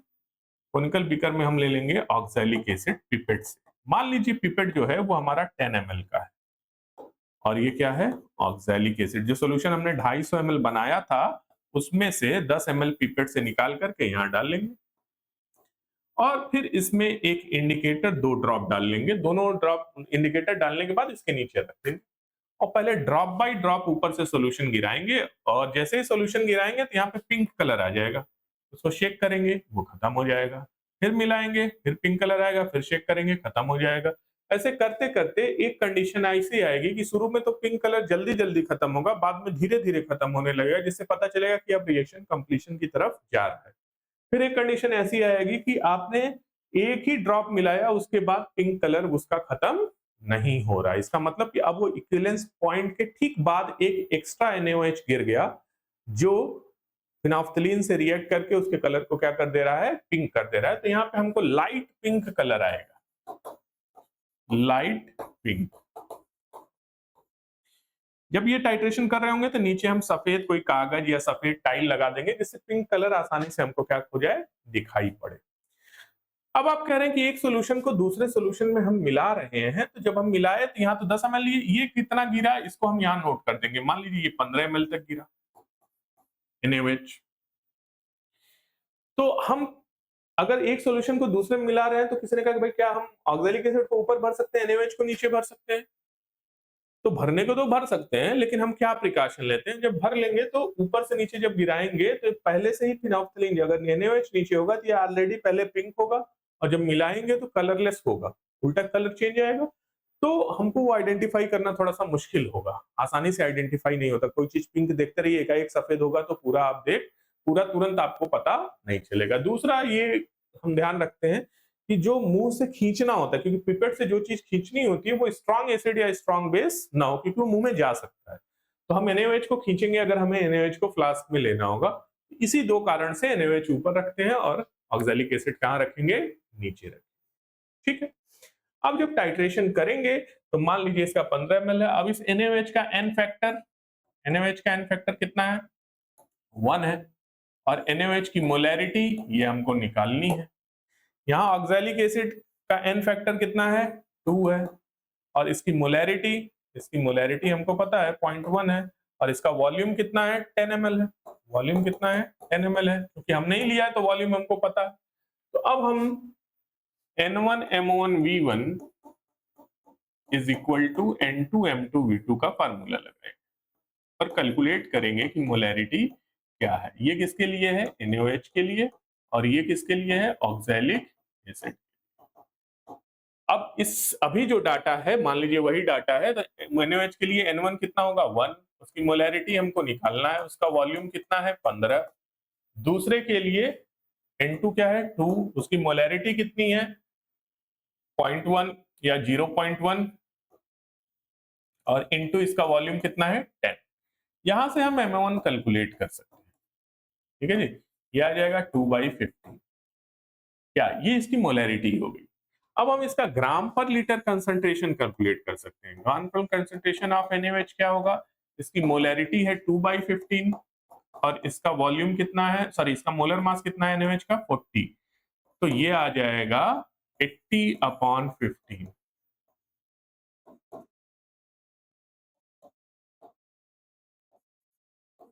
5.33 ग्राम पर लीटर या 2/5 मोल पर लीटर, 2/15 मोल पर लीटर। इस तरीके से हम NaOH की कंसंट्रेशन को निकाल सकते हैं। ठीक है, प्रिकॉशन खास बात क्या है कि जब हम इसमें NaOH भरेंगे, जिस सॉल्यूशन को ब्यूरेट में भरते हैं तो पहले उसके ब्यूरेट को उसी सॉल्यूशन से एक बार उसमें भर के गिरा करके उसको रिंस कर लेते हैं। ब्यूरेट वाले को रिंस करना है, नीचे वाले को रिंस नहीं करना है। भरते समय ये ध्यान रखिएगा कि ये नोजल में भी क्या हो, पूरी तरीके से सॉल्यूशन भर जाए, क्योंकि शुरू में भरेंगे तो यहीं तक भरेगा, फिर एक बार खोल करके यहाँ भी सॉल्यूशन को क्या कर लेना है, भर लेना है। पिपेट का क्या है कि पिपेट को ये ध्यान रखना है कि पिपेट में कभी कभी सॉल्यूशन लेने के बाद नीचे थोड़ा सा यहाँ बच जाता है। जब आप सॉल्यूशन बीकर में, ऐसे कोनिकल बीकर में गिराएंगे तो कभी कभी यहाँ थोड़ा बच जाता है, तो उसको फूंक के निकालने की जरूरत नहीं है, वो रीडिंग में आता नहीं। ये सारे प्रिकॉशन हमको क्या करने हैं, लेने हैं। NaOH को सक नहीं करना है, मुंह से खींचने की जरूरत नहीं। दूसरा जो हमारा है टाइट्रेशन, वो किसके किसके बीच में है, वो भी एसिड बेस टाइट्रेशन है। वो सोडियम कार्बोनेट और HCl के बीच में है। तो यहाँ पे क्या होगा कि प्रिपेयर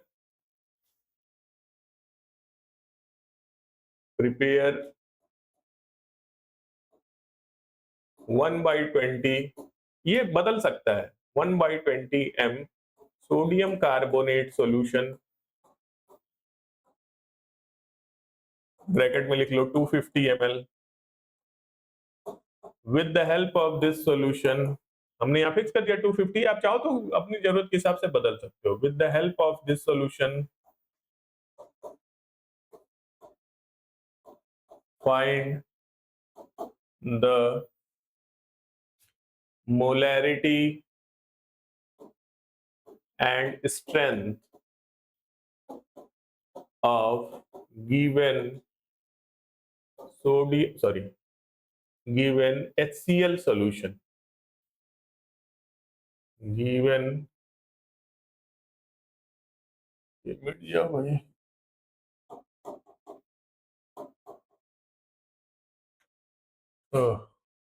भाई of given HCl solution। ठीक है जी, ये हमारा एम हो गया। रिक्वायरमेंट, एम के बाद हम हमेशा क्या लिखते हैं, रिक्वायरमेंट, क्या क्या चीजें हमको करनी होती है। हमने ऊपर वाले में नहीं लिखा है, यहाँ लिख लो, हमको ब्यूरेट चाहिए, हमको पिपेट चाहिए, हमको बीकर चाहिए, हमको मेजरिंग फ्लास्क चाहिए, मेजरिंग सिलेंडर चाहिए, टेस्ट ट्यूब चाहिए, जो कुछ चाहिए वो सारा लिख देंगे। वे करना है, वेट बॉक्स चाहिए, केमिकल बैलेंस चाहिए, फिर उसके बाद हम इसका रिएक्शन लिखेंगे। रिएक्शन जब लिखेंगे तो रिएक्शन क्या है, Na2CO3 plus HCl is equal to 2NaCl plus H2O plus CO2, ये रिएक्शन होगा। इंडिकेटर क्या यूज करेंगे हम, इंडिकेटर हम यूज करेंगे मिथाइल ऑरेंज। अब ऊपर हम क्या लेंगे, ब्यूरेट में, ब्यूरेट में हम लेंगे किसको, HCl को, ठीक है, और नीचे लेंगे किसको, हम बेस को, समझ में आ रहा है, अरे सॉरी सोडियम कार्बोनेट को। तो ब्यूरेट में हमेशा HCl लेंगे और यहाँ पे सोडियम कार्बोनेट को। कलर चेंज क्या है, येलो से ऑरेंज। ब्यूरेट में HCl और पिपेट में सोडियम कार्बोनेट, समझ में आ रहा है। इंडिकेटर के बाद हम थोड़ी सी थ्योरी भी लिखते हैं, या फार्मूला यूज क्या क्या कर रहे हैं। तो दो फार्मूला थ्योरी एक यूज कर सकते हैं कि भाई N1M1V1 is equal to N2M2V2, ये फार्मूला टाइट्रेशन के लिए हम लोग यूज करते हैं। दूसरा मास निकालने के लिए molarity into molar mass into volume in ml upon 1000, ऐसा करते हैं, समझ में आ रहा है।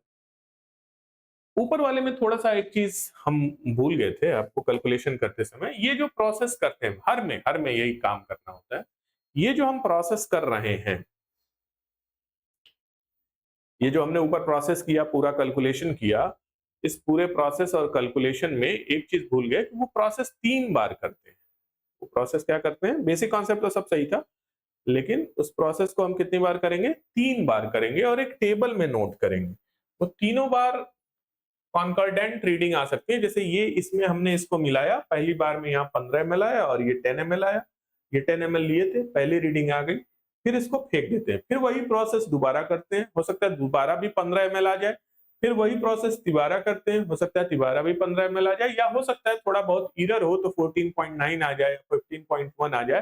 तो 3 रीडिंग नोट करते हैं, तो उसको एक टेबल में हम नोट करते हैं। टेबल में कैसे नोट करते हैं जरा देखो, हम एक ऐसा टेबल बनाते हैं जिसमें ब्यूरेट की रीडिंग नोट करते हैं। प्रोसेस सारा वही है, बस जो एक बार में करते हैं वो 3 बार में करने से रीडिंग जो है वो एवरेज हो जाती है, एरर कम हो जाता है। Reading of burette,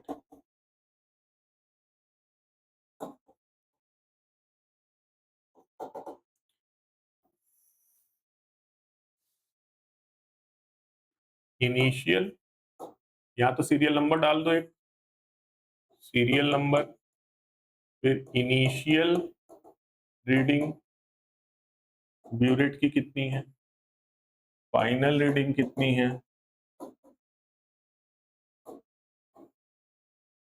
volume of NaOH added in ml।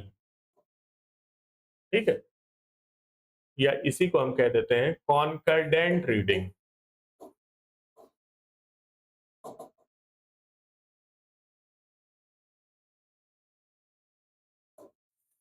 तीन रीडिंग हम लेते हैं, कम से कम 4 या 5 भी ले सकते हो, जितनी ज्यादा रीडिंग लोगे उसमें एरर के चांस उतने ज्यादा कम हो जाएंगे। दो सेम रीडिंग आ जाए तो हम मान लेते हैं कि हमारा सही है। तो पहला, मान लो हमने ब्यूरेट शुरू किया, जो हमने ये काम अपना पहला शुरू किया था, यहाँ शुरू में 0 थी रीडिंग, फिर 15 पे आई, तो इनिशियल रीडिंग हमारी क्या हो जाएगी, इनिशियल रीडिंग हो जाएगी हमारी यहाँ पे 0, और ये हो गया 15, और वॉल्यूम कितना NaOH का मिला है उसको फाइनल माइनस इनिशियल कर देंगे तो ये 15 ml आ जाएगा। फिर नीचे वाला सॉल्यूशन फेंक दिया, यही काम फिर करेंगे, ये सॉल्यूशन फेंक देंगे, फिर पिपेट से इसमें 10 ml ऑक्सैलिक एसिड मिलाएंगे, फिर यही 15 से शुरू कर देंगे, क्योंकि अब हमको लग गया कि 15 ml, क्योंकि हमारा पूरा ब्यूरेट 50 ml का होता है, तो एक बार में 15 ml 10 ml को न्यूट्रलाइज करने के लिए लगभग चाहिए। तो अगर हम गलती करेंगे तो एक आध ml इधर उधर होगा, तो कोई बात नहीं, हम 3 रीडिंग इसी ब्यूरेट में रख सकते हैं, दोबारा भरने की जरूरत नहीं है। तो दूसरे एक्सपेरिमेंट के लिए फिर सब कुछ वही होगा, फिर हम दूसरा एक्सपेरिमेंट वहीं से करेंगे, तब इनिशियल रीडिंग 15 हो जाएगी, मान लीजिए फाइनल रीडिंग हमारी आ गई 30.5, तो हमारा जो डिफरेंस आएगा 30.5 माइनस 15, तो ये कितना आ जाएगा 15.5 ml। फिर तीसरी रीडिंग फिर फेंक देंगे नीचे वाले सोल्यूशन को, अब तीसरी के लिए अभी फिर हो सकता है 30.5 इनिशियल रीडिंग है, और जो फाइनल हमने किया उस फाइनल में ये आ गया मान लीजिए 45 आ गया, तो 45 माइनस 30.5, फाइनल तीसरी रीडिंग जो आएगी वो आएगी 14.5। समझ में आ गया? हो सकता है तीनों सेम आ जाए, तो तीनों सेम आ जाएगा, तो जो वॉल्यूम ऑफ NaOH एडेड है, वॉल्यूम ऑफ NaOH एडेड है, ये इसका एवरेज ले लो, 15 प्लस 15.5 प्लस 14.5 ये आ जाएगा 15, या तीनों सेम आए तो उस हिसाब से आप ये जो रीडिंग भरोगे 15 जो आ रहा है वो 3 बार चेक करके भरोगे, यही बस ध्यान रखना है। ये हमने जो यहाँ पे अमाउंट जो यहाँ 15 भरा है, ये 15 क्या है, उस टेबल से 3 बार करके चेक कर लोगे ताकि एरर ना हो, बस यही ध्यान रखना है, बाकी सबसे ठीक है। अब इस वाले में देख लो, सब कुछ वही करना है, थ्योरी लिख दिया, अब इसके बाद हम टेबल बनाएंगे, टेबल यहां पर भी सेम टेबल होगा, सेम टेबल होगा ब्यूरेट के लिए,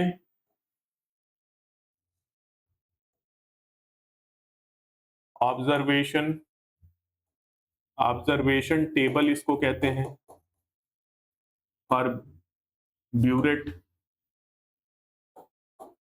इसमें पहले सीरियल नंबर, सीधा कर लो, serial number, serial number, initial reading, initial reading, final reading किसका, ब्यूरेट का, फाइनल रीडिंग, और ये क्या हो गया, वॉल्यूम ऑफ, अब यहाँ पे HCl ब्यूरेट में लिया है, HCl एडेड, हम दूसरे एक्सपेरिमेंट की बात कर रहे हैं। अब फिर यहाँ पे 3 रीडिंग लेंगे, सेम प्रोसेस करेंगे, पहला दूसरा तीसरा, और ये जो कॉन्कर्डेंट रीडिंग आएगी उसी रीडिंग को हम NaOH HCl का क्या मान लेंगे, वॉल्यूम मान लेंगे इस एक्सपेरिमेंट में। तो ब्यूरेट में यहाँ पे ऊपर HCl लेंगे, जो ब्यूरेट लिया है उस ब्यूरेट में ऊपर क्या लेंगे, HCl लेंगे, और नीचे क्या लेंगे, जो कोनिकल बीकर है उस कोनिकल बीकर में नीचे क्या लेंगे, सोडियम कार्बोनेट, ये क्या है HCl। इंडिकेटर इसमें पहले क्या मिला देंगे, इंडिकेटर हमारा मिथाइल ऑरेंज। तो इस तरीके से हम ऑब्जर्वेशन टेबल यहाँ पे भी निकालेंगे, फिर वही same N1 M1 V1 is equal to N2 M2 V2 कर लेंगे। यहाँ पे n फैक्टर HCl के लिए n क्या हो जाएगा 1 हो जाएगा, यहाँ पे 2 हो जाएगा Na2CO3 के लिए n फैक्टर। तो इस तरीके से हम इसको भी करेंगे, अब मैं उसको डिटेल में नहीं ले जा रहा हूं। यही प्रोसेस हम हर एक्सपेरिमेंट में करेंगे, सिर्फ बस रिएजेंट चेंज हो जाएंगे। अब हम लोग रेडॉक्स टाइट्रेशन की बात करेंगे। रेडॉक्स टाइट्रेशन में हमको 2 पढ़ना है। उसमें पहला एम है कि prepare 1/10m 100 ml oxalic acid solution.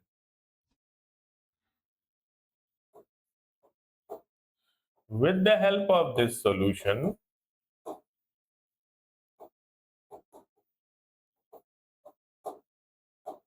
find molarity and strength of given KMnO4 solution। ठीक है जी। अब यहाँ पे नॉन सॉल्यूशन क्या है और अननोन सॉल्यूशन क्या है ये आप जानते हैं। रिक्वायरमेंट इस एक्सपेरिमेंट का क्या हो जाएगा, आपको जो भी सामान चाहिए, ब्यूरेट, पीपेट, बीकर, फ्लास्क, वो सारा रिक्वायरमेंट में आ जाएगा। बीकर आ जाएगा, मेजरिंग फ्लास्क आ जाएगा, ब्यूरेट आ जाएगा, पिपेट आ जाएगा, और सारी चीज जो कुछ भी है इस ट्यूब सब उसमें लिख देंगे। फिर हम इसमें लिख देंगे रिएक्शन क्या होता है। रिएक्शन यहाँ आपको जानना है, ऑक्सैलिक एसिड जो होता है KMnO4 के साथ रिएक्ट करता है। KMnO4 ये रिएक्शन जो होता है ये एसिडिक मीडियम में होता है। तो KMnO4 एसिडिक मीडियम में स्ट्रॉन्ग ऑक्सीडाइजिंग एजेंट की तरह क्या करता है, काम करता है। KMnO4 प्लस H2SO4 रिएक्शन पूरा जानेंगे, plus oxalic acid COO single bond COOH, ये ऑक्सैलिक एसिड है। ये जब रिएक्शन होता है तो KMnO4 K2SO4 में बदल जाता है, MnSO4 में बदल जाता है, ऑक्सैलिक एसिड CO2 में ऑक्साइडाइज हो जाता है और पानी बनता है। रिएक्शन को आप बैलेंस कर सकते हो। यहाँ ऑक्सीडेशन स्टेट देखो इसकी +3 है, यहाँ पे ऑक्सीडेशन स्टेट +4 है, Mn में ऑक्सीडेशन स्टेट +7 है, Mn2 में ऑक्सीडेशन स्टेट +2 है। ठीक है जी। तो 5 का चेंज हो रहा है, तो यहाँ पे 5 से मल्टीप्लाई, यहाँ पे 5 से मल्टीप्लाई कर देंगे, और ये क्योंकि 2 मॉलिक्यूल है, यहाँ थोड़ा सा भाई रिएक्शन बैलेंस कर लेंगे। खैर, तो यहाँ 2 हो जाएगा और यहाँ पे 2 हो जाएगा, यहाँ पे 10 हो जाएगा, यहाँ 5 हो जाएगा, और H2SO4 काउंट कर लेंगे तो ये 3 हो जाएगा और ये 3 वाटर मॉलिक्यूल हो जाएगा। खैर, रिएक्शन बैलेंस करना आपको आना चाहिए। ये रिएक्शन आपको पता होना चाहिए कि KMnO4 MnSO4 में बदलता है और जो ऑक्सैलिक एसिड है वो CO2 में बदलती है। अब इसके बाद इंडिकेटर यहाँ कौन सा यूज होता है। इस टाइट्रेशन के लिए जो इंडिकेटर है वो बड़ा इंपॉर्टेंट है, पूछा जाता है। KMnO4 सेल्फ इंडिकेटर है, खुद अपना कलर चेंज कर लेता है और सेल्फ इंडिकेटर की तरह क्या करता है, काम करता है। और जब भी ये ऑक्सैलिक एसिड में मिलाया जाएगा तो पिंक कलर देगा, लाइट पिंक कलर आएगा। ठीक है। KMnO4 पर्पल कलर का होता है, डार्क पर्पल, ब्लैकिश दिखता है। और जब हम टाइट्रेशन करते हैं तो ऑक्सैलिक एसिड को नीचे लेते हैं, KMnO4 ऊपर से मिलाते हैं। एंड पॉइंट तक तो कलरलेस रहता है सोल्यूशन, जैसे ही एक ड्रॉप गिरता है हल्का सा पिंक कलर आता है। तो खैर, ये इंडिकेटर हो गया। इंडिकेटर के बाद हम थ्योरी लिखेंगे। थ्योरी सबकी वही सेम होगी, वही 2 फार्मूले N1 M1 V1 is equal to N2 M2 V2 use करेंगे। और जब भी हमको तौलना होगा, जैसे मोलैरिटी कितना, हमको ये 1/10 100 ml ऑक्सैलिक एसिड मिलाना है, तो उसका फार्मूला जो होगा वो मास, जो कैलकुलेशन करेंगे आप, कैलकुलेशन में जो मास निकालेंगे W is equal to M into molar mass into volume upon 1000। Volume किसमें रहेगा, ml में। जैसे यहाँ पे आप कैलकुलेट करेंगे तो मोलैरिटी कितनी है 1/10, मोलर मास कितना है 126, वॉल्यूम कितना है 100 ml अपॉन 1000। इस तरीके से कैलकुलेट करेंगे। मोलर मास ऑक्सैलिक एसिड का 126 लिखेंगे। अब देखो ब्यूरेट में हमें क्या लेना है, यहाँ पे ब्यूरेट में हमें लेना है, ब्यूरेट में हमें लेना है, यहाँ थोड़ा सा ध्यान रखना है, ऊपर वाले से थोड़ा सा एक चीज और ऐड करनी पड़ेगी। ब्यूरेट में हमको KMnO4 ले लेंगे, यहाँ नीचे तक KMnO4 को भर लेंगे। कोनिकल बीकर में हमको क्या लेना है, कोनिकल बीकर में हमको ऑक्सैलिक एसिड लेना है। ऑक्सैलिक एसिड जब हम लेंगे कोनिकल बीकर में, तो ऑक्सैलिक एसिड में हम 5 ml, अगर 10 ml ऑक्सैलिक एसिड मान लो लेते हैं, हमारा पीपेट कितने का है 10 ml का है, तो 5 ml हम क्या मिला देंगे, sulphuric acid, dilute sulphuric acid जो है इसमें हम मिला देंगे। क्यों डाइल्यूट सल्फ्यूरिक एसिड मिलाते हैं उसको जान लीजिए। एक, ये रिएक्शन तो एसिडिक मीडियम में होना है, ठीक है जी, तो इसलिए डाइल्यूट सल्फ्यूरिक एसिड मिला देते हैं। दूसरा, रिएक्शन जब इन दोनों के बीच में होता है तो टेम्परेचर हमको 50 से 60 डिग्री सेंटीग्रेड तक चाहिए। तो KMnO4 यहां भर लिया, ऑक्सैलिक एसिड को इसमें कोनिकल बीकर में ले लिया और तुरंत जो है बीकर को लेकर के बर्नर पे गर्म करते हैं, और 50 से 60 का मतलब उसको नीचे से जैसे ही आप बीकर को टच करोगे इतना गर्म हो जाए कि वो हाथ से टच करने लायक न रहे, मतलब टच करो और हाथ उस पर आप रोक ना सको, तो मतलब वो 60 डिग्री सेंटीग्रेड टेम्परेचर होता है। तब ले आकर के यहाँ पर हम टाइट्रेशन क्या करते हैं, शुरू करते हैं, यानी हीट करके टाइट्रेशन करते हैं, क्योंकि ऑक्सैलिक एसिड और KMnO4 के बीच में जो रिएक्शन है वो रिएक्शन जो है हाई टेम्परेचर पे होता है, ज्यादा टेम्परेचर पे होता है, नॉर्मल रूम टेम्परेचर पे नहीं होता है, ठीक है। दूसरा एक इंटरेस्टिंग चीज जान लीजिए कि रिएक्शन के दौरान इसमें एसिड मिला देने पे, रिएक्शन के दौरान जो रिएक्शन हो रहा है अगर एसिड नहीं मिलाएंगे तो यहाँ पे जो MnSO4 बन रहा है इसके अलावा MnO2 भी बनने लगेगा। MnO2 का प्रेसिपिटेट ना आए इसलिए हम वहां पे एसिड मिला देते हैं। एसिड के प्रेजेंस में MnO2 का हमारे प्रेसिपिटेट नहीं आता है। दूसरा, जैसे रिएक्शन शुरू होता है तो शुरू में रिएक्शन की स्पीड स्लो होती है, लेकिन जैसे रिएक्शन शुरू होगा ये Mn सल्फेट बन जाता है। Mn सल्फेट क्या करता है कि Mn सल्फेट कैटालिस्ट की तरह काम करता है। किस तरह काम करता है, कैटालिस्ट की तरह काम करता है इस रिएक्शन के लिए। तो शुरू में रिएक्शन की स्पीड स्लो होती है, जैसे ही Mn सल्फेट बनता है रिएक्शन की स्पीड बढ़ जाती है। ये भी इंपॉर्टेंट प्रश्न पूछा जा सकता है कि क्यों स्पीड बढ़ जाती है, और सल्फ्यूरिक एसिड मिलाने का दूसरा रीजन क्या है कि वहां पर MnO2 का हमको क्या ना मिल जाए, प्रेसिपिटेट ना मिल जाए। ऐसा करने के बाद अब यही प्रोसेस हम 3 बार करेंगे, जैसा कि पीछे एसिड बेस टाइट्रेशन में भी करते थे। हम एक ऑब्जर्वेशन टेबल बनाएंगे, ऑब्जर्वेशन टेबल, और उसमें किसके लिए है, KMnO4 के लिए है, ब्यूरेट के लिए है, टेबल फॉर ब्यूरेट, और सेम चीज लिखेंगे, सीरियल नंबर,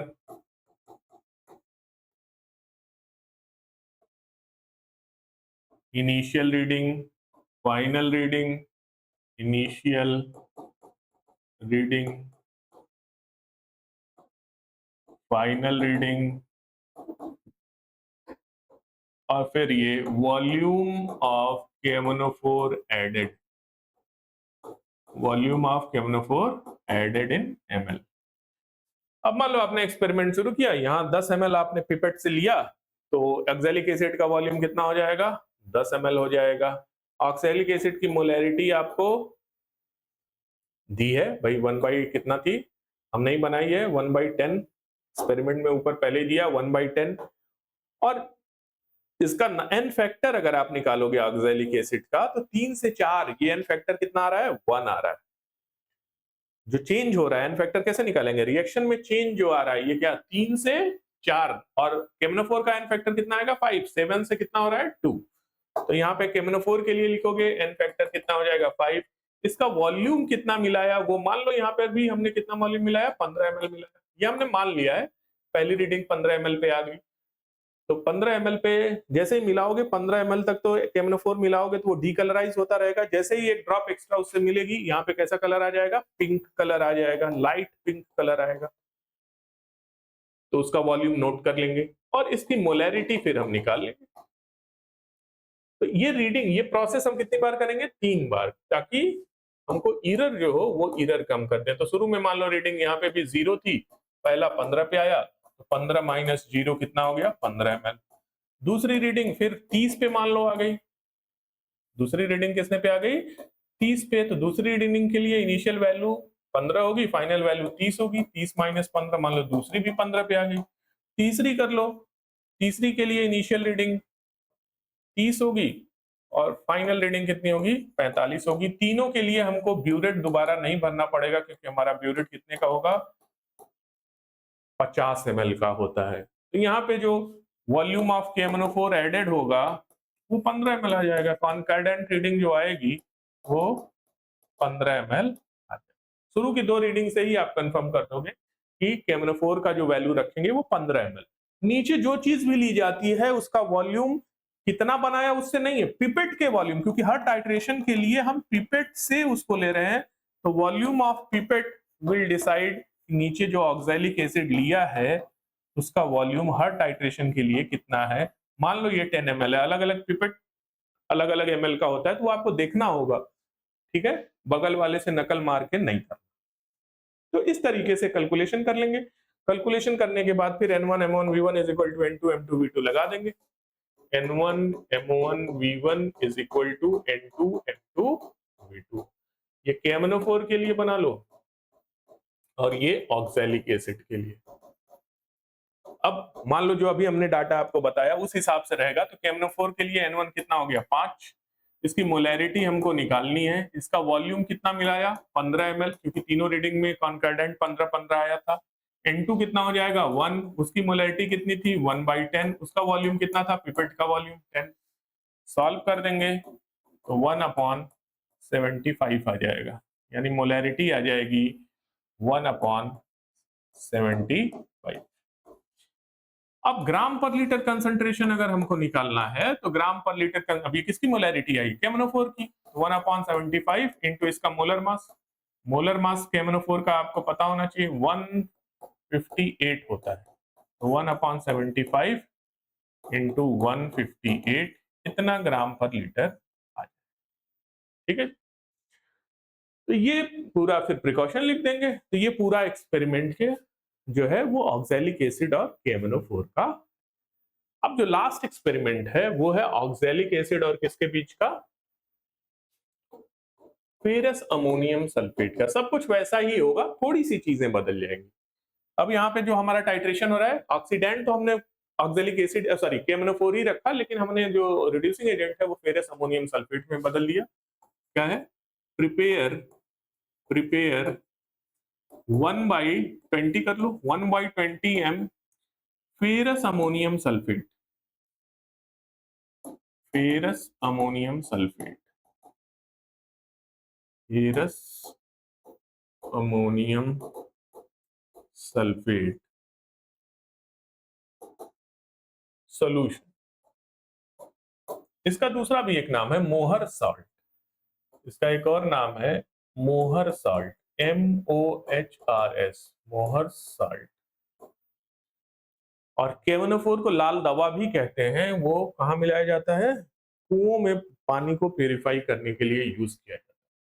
तो prepare 1/20 m ferrous ammonium solution. हम चाहो आप तो यहाँ लिख लो 100 ml बनाओ। With the help of this solution, with the help of this solution, find molarity and strength of given given KMnO4 solution। KMnO4 का निकालना है आप। ठीक है जी। तो फिर यहाँ पे रिक्वायरमेंट सब कुछ वही रहेगा। रिक्वायरमेंट आप burette, pipette, beaker, measuring flask सब जो भी यूज करेंगे वो सारा चीज आपके क्या आ जाएगा? रिक्वायरमेंट में आ जाएगा। इंपॉर्टेंट चीज यहाँ पे है रिएक्शन। रिएक्शन लिखो। देखो फेरस अमोनियम सल्फेट का जो फार्मूला होता है वो होता है FeSO4 डॉट NH4 का ट्वाइस SO4 डॉट 6H2। इसका जो मोलर मास आएगा वो आएगा 392, जोड़ के आप निकाल लेंगे, आपको याद होना चाहिए। तो मोलर मास इसका 392 आएगा। जब ये रिएक्शन केमनोफोर से करता है तो ये दोनों रिएक्शन में कोई खास पार्टिसिपेशन नहीं करते, ये पार्टिसिपेट करता है फेरस सल्फेट, बाकी बस वो सॉल्यूशन में रहता है। तो रिएक्शन अगर आप लिखेंगे इसका तो रिएक्शन होगा KMnO4, रिएक्शन आपको याद होना चाहिए, एसिडिक मीडियम में ऑक्सीडाइजिंग एजेंट की तरह काम करेगा तो H2SO4 FeSO4, रिएक्शन के बाद KMnO4 K2SO4 में बदल जाएगा, MnSO4 में बदल जाएगा, और ये Fe2SO4 के थ्राइस में बदल जाएगा और प्लस पानी मिलेगा।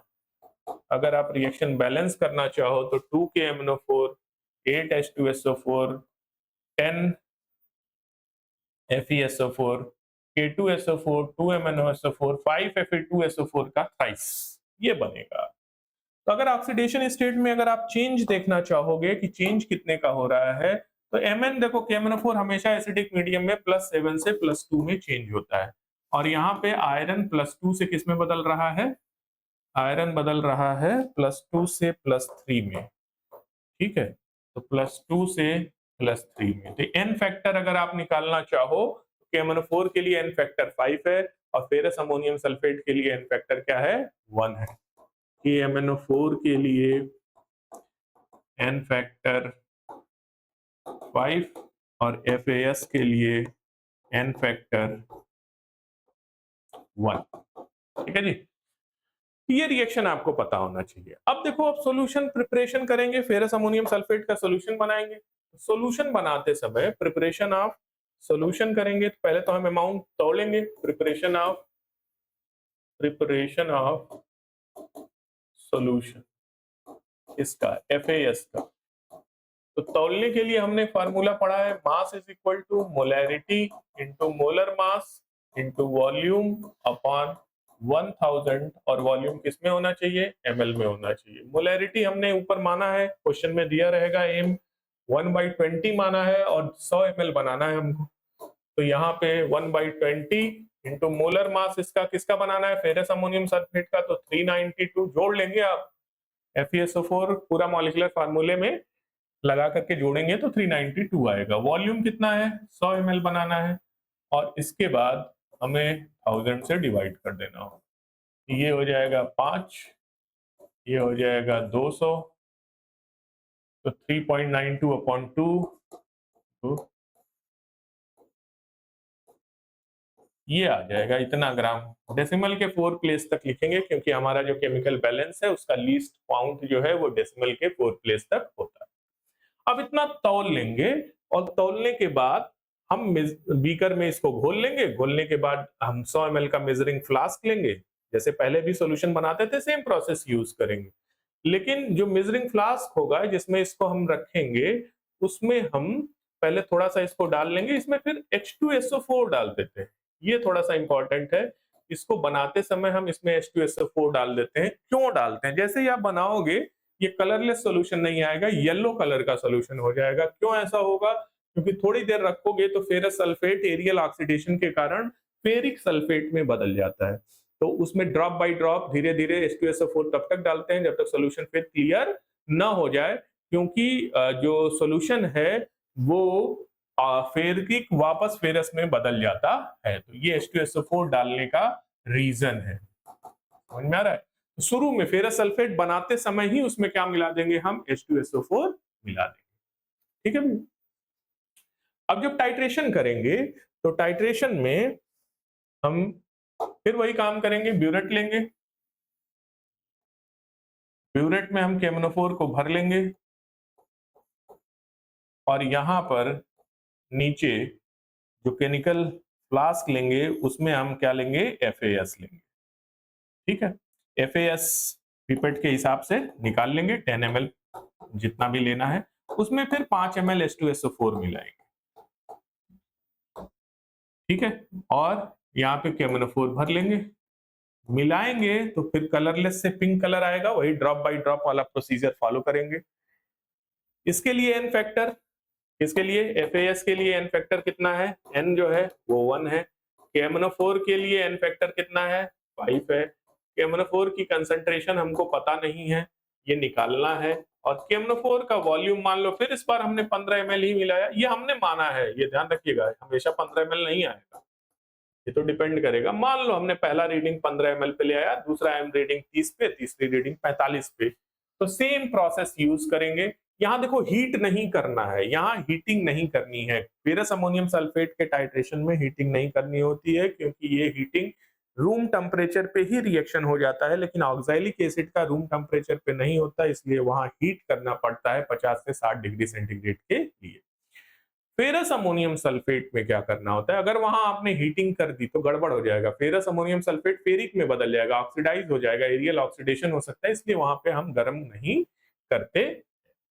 फिर वही करेक्ट, फिर आप जैसे पहले टेबल बनाए थे वैसा ही टेबल बनाएंगे, सब कुछ सेम होगा। ब्यूरेट की रीडिंग लेंगे, इनिशियल रीडिंग, सीरियल नंबर बना लेंगे, 3 रीडिंग आपको लेनी है, एक इनिशियल रीडिंग, एक फाइनल रीडिंग, फिर फाइनल में से इनिशियल घटा देंगे, सीरियल नंबर है इनिशियल, इनिशियल ऊपर क्या रखा है ब्यूरेट, ये ब्यूरेट के लिए ये रीडिंग है, ब्यूरेट में हमने क्या भरा हुआ है KMnO4, जैसे इसके पहले वाले में था, सब कुछ वैसे ही होगा, initial final reading minus initial reading, तो वॉल्यूम ऑफ KMnO4 कितना यूज हुआ है ये नोट कर लेंगे, पहला दूसरा तीसरा, पहले में 0, मान लो फाइनल 15 हुआ तो 15 माइनस 0 इज इक्वल टू 15, फिर ये 15 से 30 हुआ, इनिशियल इसमें क्या कितना ले लेंगे 15 ले लेंगे, तो 30 माइनस 15 ये कितना आ जाएगा 15, तो आपकी जो कॉन्करेंट रीडिंग आएगी दो पे ही 15 ml आ जाएगी। और फिर अब हम आप कैलकुलेशन कर लेंगे, कैलकुलेशन करने के बाद मोलैरिटी आ जाएगी। देखिए कैलकुलेशन में क्या होगा कि N1M1V1 is equal to N2M2V2, हमको निकालना किसका था KMnO4 का, ऑक्सैलिक एसिड का दिया हुआ है मोलैरिटी, तो KMnO4 के लिए इस रिएक्शन में N फैक्टर कितना होगा 5, मोलैरिटी कितनी है KMnO4 की ये हमको निकालना है, वॉल्यूम कितना यूज हुआ, मान लो यहाँ पे हमने 15 ले रखा है बार बार सिंप्लिसिटी के लिए, आपका जो आएगा वो लिखेंगे, जो 3 रीडिंग आएगी उसी तीनों का जो एवरेज होगा वही लिखना है आप। N2 ऑक्सैलिक एसिड के लिए 1 हो जाएगा, मोलैरिटी इसकी कितनी हमने ली थी 1/20 ली है, सॉरी ऑक्सैलिक एसिड का हम नहीं कर रहे, ये है फेरस अमोनियम सल्फेट की, सॉरी, तो ऑक्सैलिक एसिड जैसा ही होगा, बस ये फेरस अमोनियम सल्फेट का N फैक्टर 1 हो जाएगा, उसकी मोलैरिटी हमको क्वेश्चन में ली है हमने, वही मोलैरिटी लिखेंगे 1/20 लिखेंगे, तो ये 1/20 हो जाएगा, वॉल्यूम कितना लगा 10 ml का पिपेट है तो 10 ml, बदल सकता है ये वैल्यू, तो ये इससे सॉल्व करेंगे तो ये आ जाएगा m इज इक्वल टू 1/60। अब मोलैरिटी आ गई तो स्ट्रेंथ निकाल लेंगे, strength is equal to molarity into molar mass, molar mass कितना है, ये किसका हम लोग निकाल रहे हैं, ये निकाल रहे हैं KMnO4 का, तो KMnO4 के लिए मोलैरिटी 1/60 इंटू KMnO4 का ही मोलर मास रखेंगे, ये फाइनल आपको आ जाएगा 158/60 ग्राम पर लीटर कंसंट्रेशन, और इस तरीके से एक्सपेरिमेंट हमारा खत्म हो जाएगा। तो यहाँ ध्यान रखेंगे आप कि KMnO4 का टाइट्रेशन 2 पढ़ना है, ऑक्सीडेशन रिडक्शन में दोनों में ही सेल्फ इंडिकेटर KMnO4 है, ऑक्सैलिक एसिड में हमको हीट करना है और फेरस अमोनियम सल्फेट में हमको हीट नहीं करना है। रिएक्शन जब भी KMnO4 का होगा तो उसमें हमारा Mn सल्फेट जो बनेगा वो कैटालिस्ट की तरह काम करेगा, तो शुरू में रिएक्शन स्लो होगा और बाद में रिएक्शन क्या होगा तेजी से होगा, और फेरस अमोनियम सल्फेट में हम सल्फ्यूरिक एसिड मिला देते हैं ताकि उसका जो ऑक्सीडेशन हुआ है वो वापस कलरलेस हो जाए। तो थैंक यू वेरी मच।